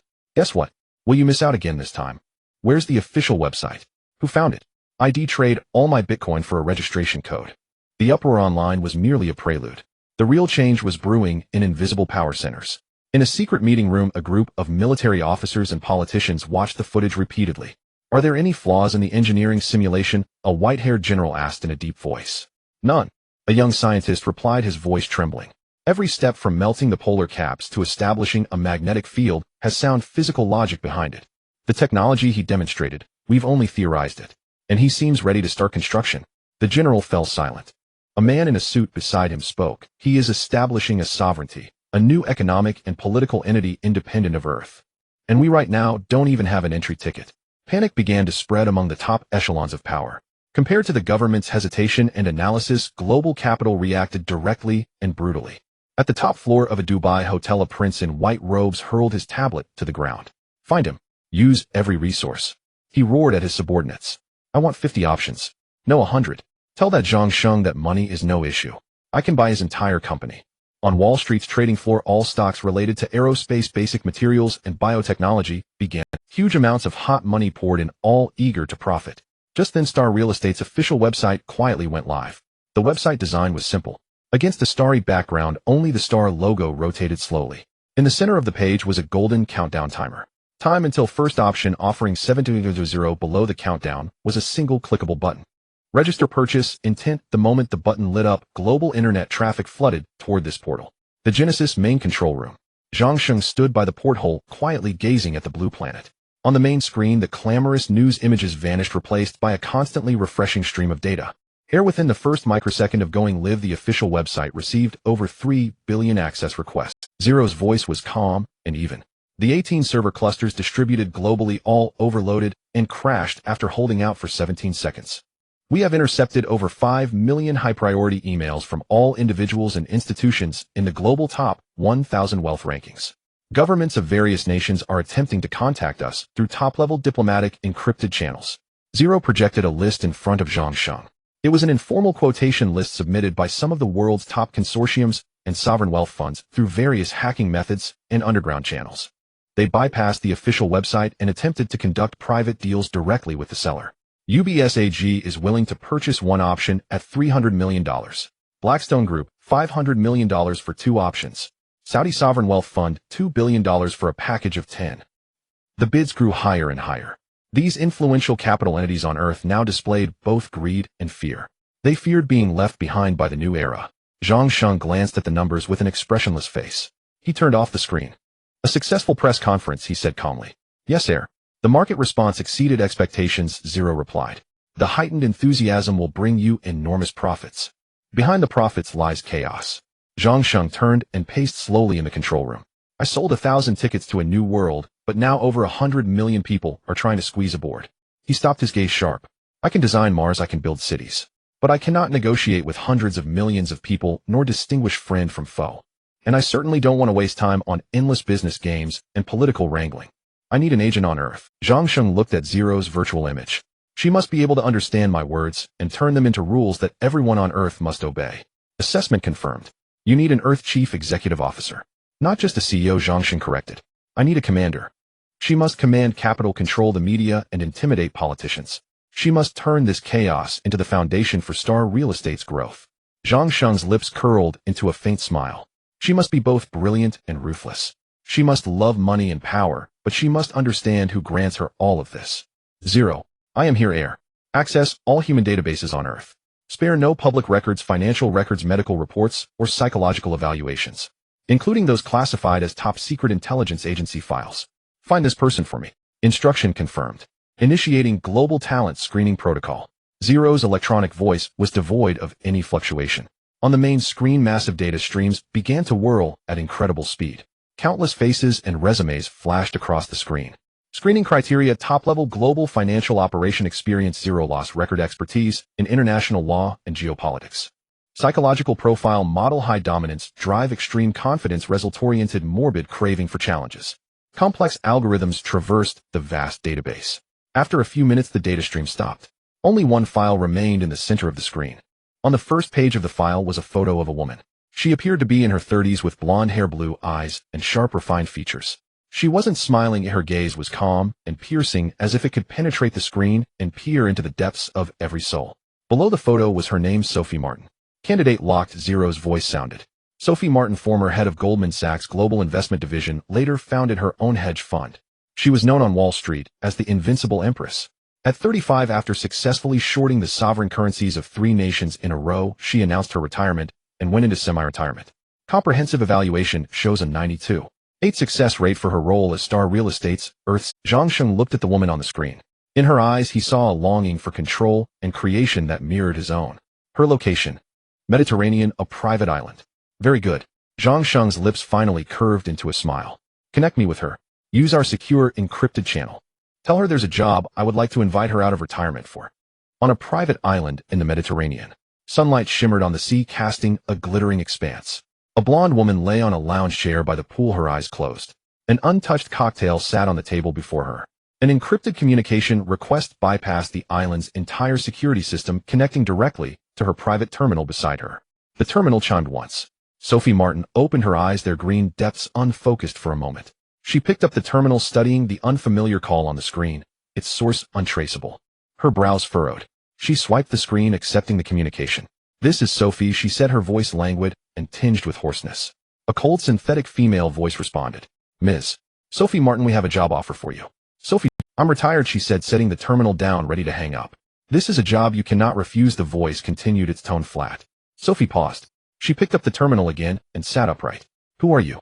Someone who can give you what you desire, a young man's voice replied, calm but brimming with confidence. Sophie smiled. What I desire? I lack nothing. Money and fame grew stale long ago. You lack a battlefield that can reignite your spirit, the man said. A battlefield far grander than shorting national currencies or manipulating global markets. Sophie's smile vanished. Her eyes sharpened, and she became fully alert. You investigated me. I investigated every person on Earth worth investigating, the man replied. Quite arrogant, Sophie said, rising to walk to the edge of the villa's terrace, gazing at the tranquil sea. What makes you think your battlefield can impress me? The man did not answer. Instead, Sophie's terminal screen lit up, the image shifting. It showed a vast courtyard with lawns and a lake. A service robot was silently trimming the grass. Above the courtyard stretched a clear blue sky. Sophie's pupils contracted sharply. She recognized the place, Guanghan Palace 1. The lunar luxury estate the whole world talked about. But this couldn't be a recording. The robot's movements differed from what she'd seen in the news. It was live feed. You're on the moon. Sophie's voice turned dry. I'm in lunar orbit, the man answered. The image shifted again, the perspective soaring upward through a transparent dome. Below lay the lunar surface. In the distance, a blue planet floated serenely in the black void of space. That planet was Earth. Sophie felt her heartbeat skip a beat. She had witnessed every grand spectacle on Wall Street, yet the sight before her surpassed her imagination. Tycoon Real Estate. Yours? Yes. The Mars option. That was you too. Yes. Sophie drew a deep breath, forcing herself to calm as her mind raced. What do you want me to do? Tycoon Real Estate has only one person, me, the man said. I can reshape planets and build cities, but I have no time to handle Earth's business. Those matters are too fragmented and inefficient. I need an agent on Earth, a CEO. She will have the highest decision-making authority over all of Tycoon Real Estate's affairs on Earth. She will establish new rules for this already uncontrollable capital frenzy. She will sell 1,000 options for $1 trillion. She will command the arrogant conglomerates, making them obediently deliver the technology, talent, and resources we want in exchange for a ticket. Sophie's breathing quickened. She felt her blood surge. This was no longer a job. It was an opportunity to usher in a new era.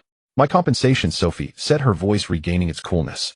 An annual salary of $1 billion US, the man replied, plus 1% of the Mars option project's profits.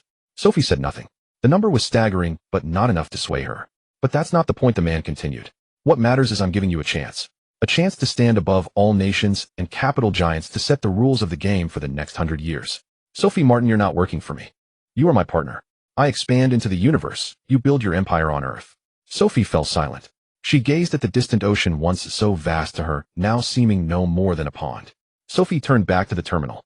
I accept. When do I start? A hint of amusement crept into the man. Now.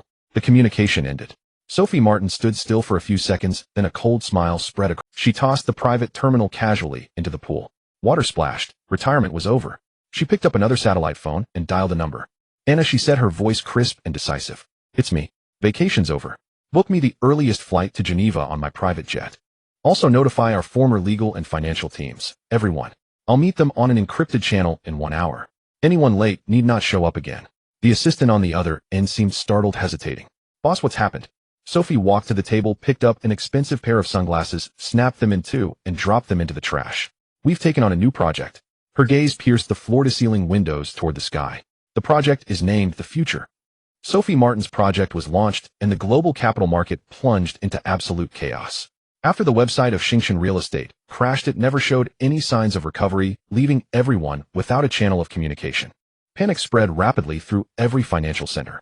On the black market, options priced at $100 million per share had already tripled in value, and there were no takers at any price. Everyone went mad, mobilizing every resource to find the man named Zhang Sheng and any contact information for Tycoon Real Estate. Just then, a new email arrived, once again precisely delivered to the encrypted inboxes of all major global media outlets, financial institutions, and high-level government officials. Sender Sophie Martin, global CEO of Tycoon Real Estate. The email content was simple. In 24 hours, Tycoon Real Estate would hold its first press conference in Geneva. Upon hearing the news, the whole world fell silent for a moment. Sophie Martin. The appearance of this name reassured many in the financial circles. The woman who at 35 single-handedly shorted the sovereign currencies of 3 countries and then retired was back, and she had become the CEO of Tycoon Real Estate.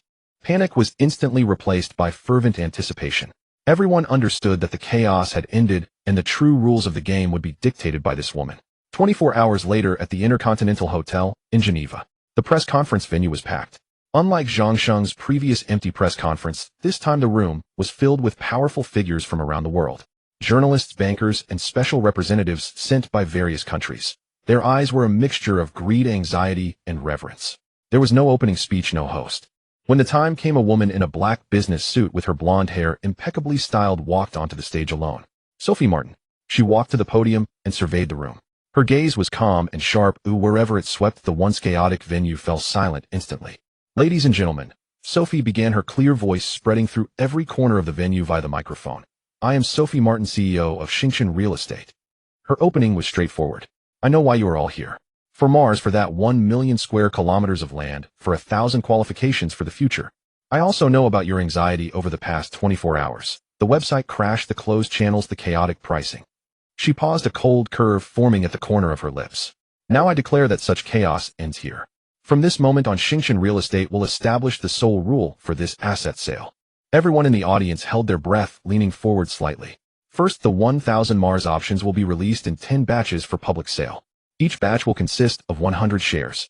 This news stirred a commotion in the audience. Selling in batches meant scarcity would be continuously amplified, making each round of bidding even more intense. Ignoring the disturbance, Sophie continued, second, the sole channel for sale is the official website of Tycoon Real Estate. We will adopt a bidding model, and the highest bidder wins. No reservations, no private transactions, no backdoors. Her gaze swept over the faces of a few Arab princes and fund representatives in the front row, whose expressions had slightly shifted. I don't care who you are, which country you represent, or how high a premium you can offer. Under the rules of Tycoon Real Estate, everyone is equal. Finally, and this is very important, Sophie's voice grew more forceful. This initial batch of 1,000 options is the only founder's qualification that Tycoon Real Estate will release to the market. They represent the priority rights to participate in the early construction of Mars. After this batch sells out, Tycoon Real Estate may sell more land in the future. But I can assure you all, the price will only be higher than today, and the bar will only be higher. Her words weighed heavily on everyone's hearts.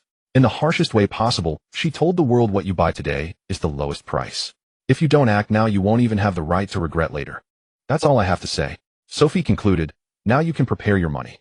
The bidding for the first batch of 100 options will officially begin in 1 hour. With that, she turned and walked away, leaving no time for questions from journalists. The entire venue erupted again. Quick, contact headquarters, adjust our bidding strategy. 1 hour. Only 1 hour. Transfer all our liquid capital here. Damn it, this woman is even tougher than the legends said. She's forcing everyone into the game. In Genesis, the main control room. Before Zhang Sheng's holographic display, Zero was reporting. Successor Sophie Martin's press conference has concluded. Based on global network sentiment analysis, the fear of missing out index has reached an all-time high. It is projected that the final transaction price for the first batch of options will far exceed your initial pricing. Zhang Sheng watched the woman calmly walking off the stage on the screen and nodded. She did well. What he wanted was an order established by him, an order that everyone must obey. Sophie Martin was perfectly executing his will. 1 hour later, the official website of Starry Real Estate went live on schedule. This time the website servers were personally managed by Zero, capable of withstanding any level of global traffic. The page remained simple, with only a ticking countdown. 0000100. As the countdown reached 0, the bidding began. The starting price for the first batch of 100 options was $100 million. However, the price lingered at 100 million for less than a millisecond. In the next instant, it jumped directly to 1 billion. Then 2 billion. 3 billion. The numbers flickered too fast for the naked eye to follow. Those who had hesitated at 100 million now realized they didn't even have the qualifications to bid. This wasn't a bidding war. This was a scramble. In the trading halls of Wall Street, countless traders screamed at their screens. Can't get in. Our bids aren't being submitted. The server latency is too high. Their refresh rate is measured in nanoseconds. Who got some? Did anyone get some? In less than a second, the numbers on the bidding page stopped flickering.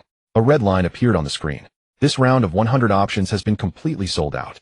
For 10 seconds, the global network fell into a deathly silence. Then came the wails from all corners. It's over. Just like that. I didn't even see the price. Which bastards took them all? Soon the top 10 buyers appeared on the website in anonymous form. First place, transaction price, $3 billion. Second place, transaction price, $2.98 billion. 10th place, $2.7 billion. The lowest price for a single share was $1.5 billion.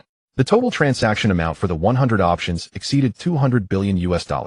On the black market, those who had previously listed at 300 million quietly withdrew their quotes. They realized how wrong they had been. The new black market price instantly soared to 4 billion per share. Meanwhile, the consortia that had secured options erupted in cheers within their ranks. In Jacob's Castle, the butler excitedly reported, "Sir, we secured 3 shares.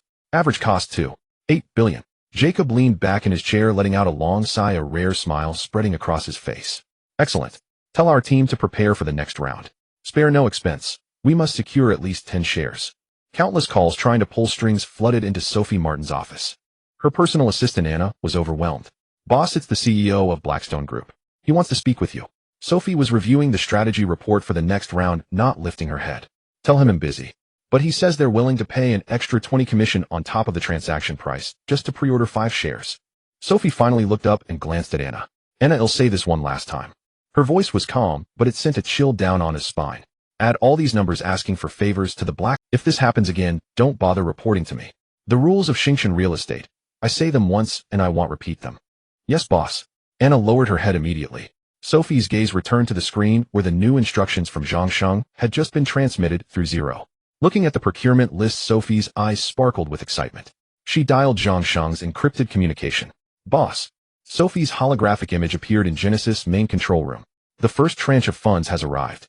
The market reaction is even better than we anticipated. Excellent, Zhang Sheng's voice came through. Money is just a tool. Order is the foundation. You've done well. Then when do we start the second round? Sophie asked. We can strike while the iron is hot and push prices even higher. No. Zhang Sheng rejected her proposal. Set the second round for 1 week later. Why? Sophie was puzzled. That will cool down the market. I need you to use this week to spend all the cash we have. Zhang Sheng's voice carried an unyielding will. Spend it. Sophie was stunned. Yes. Zhang Sheng projected a list in front of Sophie. It was a list that would make any national strategic analyst's scalp tingle. Steel, titanium, alloys, rare earths, graphene, superconducting materials, industrial-grade AI chips. The procurement quantities behind each item on the list were astronomical. Follow this list and sweep the global commodity futures markets clean. Zhang Sheng's voice was cold and clear. I want everyone on Earth to understand one thing. We are truly going to build a new world. Su Fei's holographic figure stood in the main control room of the Genesis. Her gaze lingered on the list Zhang Sheng had presented, refusing to move for a long moment. The list was extensive: steel, titanium, alloys, rare earths, graphene, superconducting materials, and industrial-grade AI chips. Each name was followed by a string of digits representing order quantities. Su Fei's breath caught. She had witnessed staggering capital flows on Wall Street, but this list shattered her very understanding of procurement. This, Su Fei began, her voice dry, this isn't procurement. It's a move to monopolize the world's Zhang Sheng's voice rang clear. I want the Mars project from this day forward to transform from a concept into a tangible industrial entity. Su Fei instantly grasped his intent. He meant to use capital to forge a physical industrial chain leading to Mars. I need a top-tier team, she said. You already have one, Zhang Sheng replied. All of Xingqian Real Estate's authorities on Earth are yours. And spend the first $200 billion in full. It's not enough, Zhang Sheng shook his head. I'm granting you a credit line of $500 billion. If that still falls short, I'll add more. Su Fei moistened her lips, a gleam of sharpness entering her eyes. Boss, just wait for the show. Su Fei's holographic figure vanished. Earth, Geneva. Inside a colossal circular office on the top floor of Xingqian Real Estate's European headquarters. When Su Fei entered, her team was already assembled. These 12 individuals, top-tier traders she had personally headhunted from Wall Street, the city of London, and elsewhere, now served only her. The office had no windows. All four walls were massive screens scrolling real-time data from global commodity exchanges. Everyone, Su Fei said, standing at the center of the room, her voice soft, yet reaching every ear. The 12 rose instantly. We've got a new assignment, Su Fei said, sweeping her gaze across them. A big one. She projected Zhang Sheng's list onto the central main screen. A collective gasp filled the office. A man with gold-rimmed glasses adjusted them. Boss, if we place orders for this quantity, global futures markets will trigger a circuit breaker immediately. Exactly, Su Fei said. I intend to buy up their entire production capacity for the next 5 years. From now on, every new piece of titanium alloy smelted on this planet, every gram of rare earth extracted, must first bear the label of Xingqian Real Estate. The atmosphere in the office grew heavy.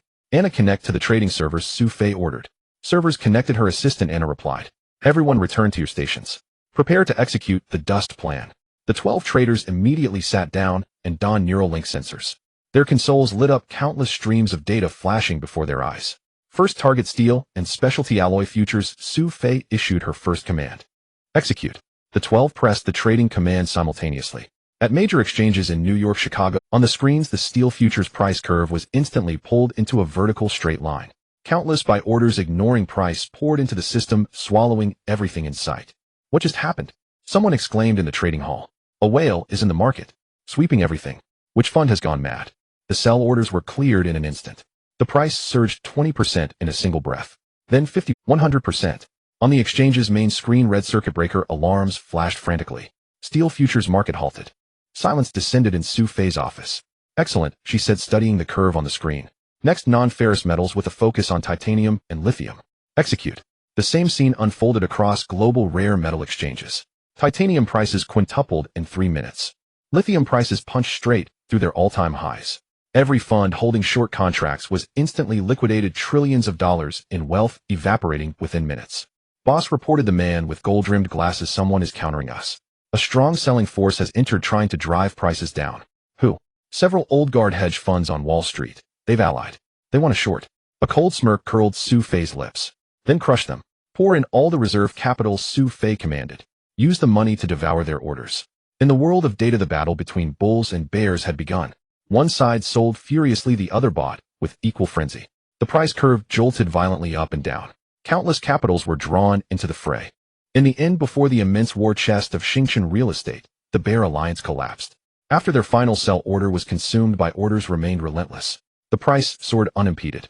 Simultaneously, industrial giants around the world received phone calls. Boss, all our raw material futures contracts have been liquidated. What do you mean? All our raw materials for the next 3 years are now in someone else's hands. We have to buy them back at higher prices. Our factories are now working for someone else. At ThyssenKrupp headquarters in Germany, the CEO stared at the halted steel price on the screen and roared into the phone, find out who did this. I want to know who. At Boeing headquarters in the United States, our titanium supplier says they have no inventory left. All capacity has been bought out by a company called Xingqian Real Estate. Xingqian Real Estate. The CEO blinked. The company selling Mars tickets. Aboard the Genesis, Zhang Sheng watched the global market data synced by zero, prices soaring, countless institutions liquidated. His face remained expressionless. Zero tally the material reserves. Reporting error. Based on concluded orders, we have secured 80% of the world's steel production capacity for the next 5 years, 95% of titanium alloys, and 100% of rare earths and graphene. Excellent, Zhang Sheng said. How much capital remains?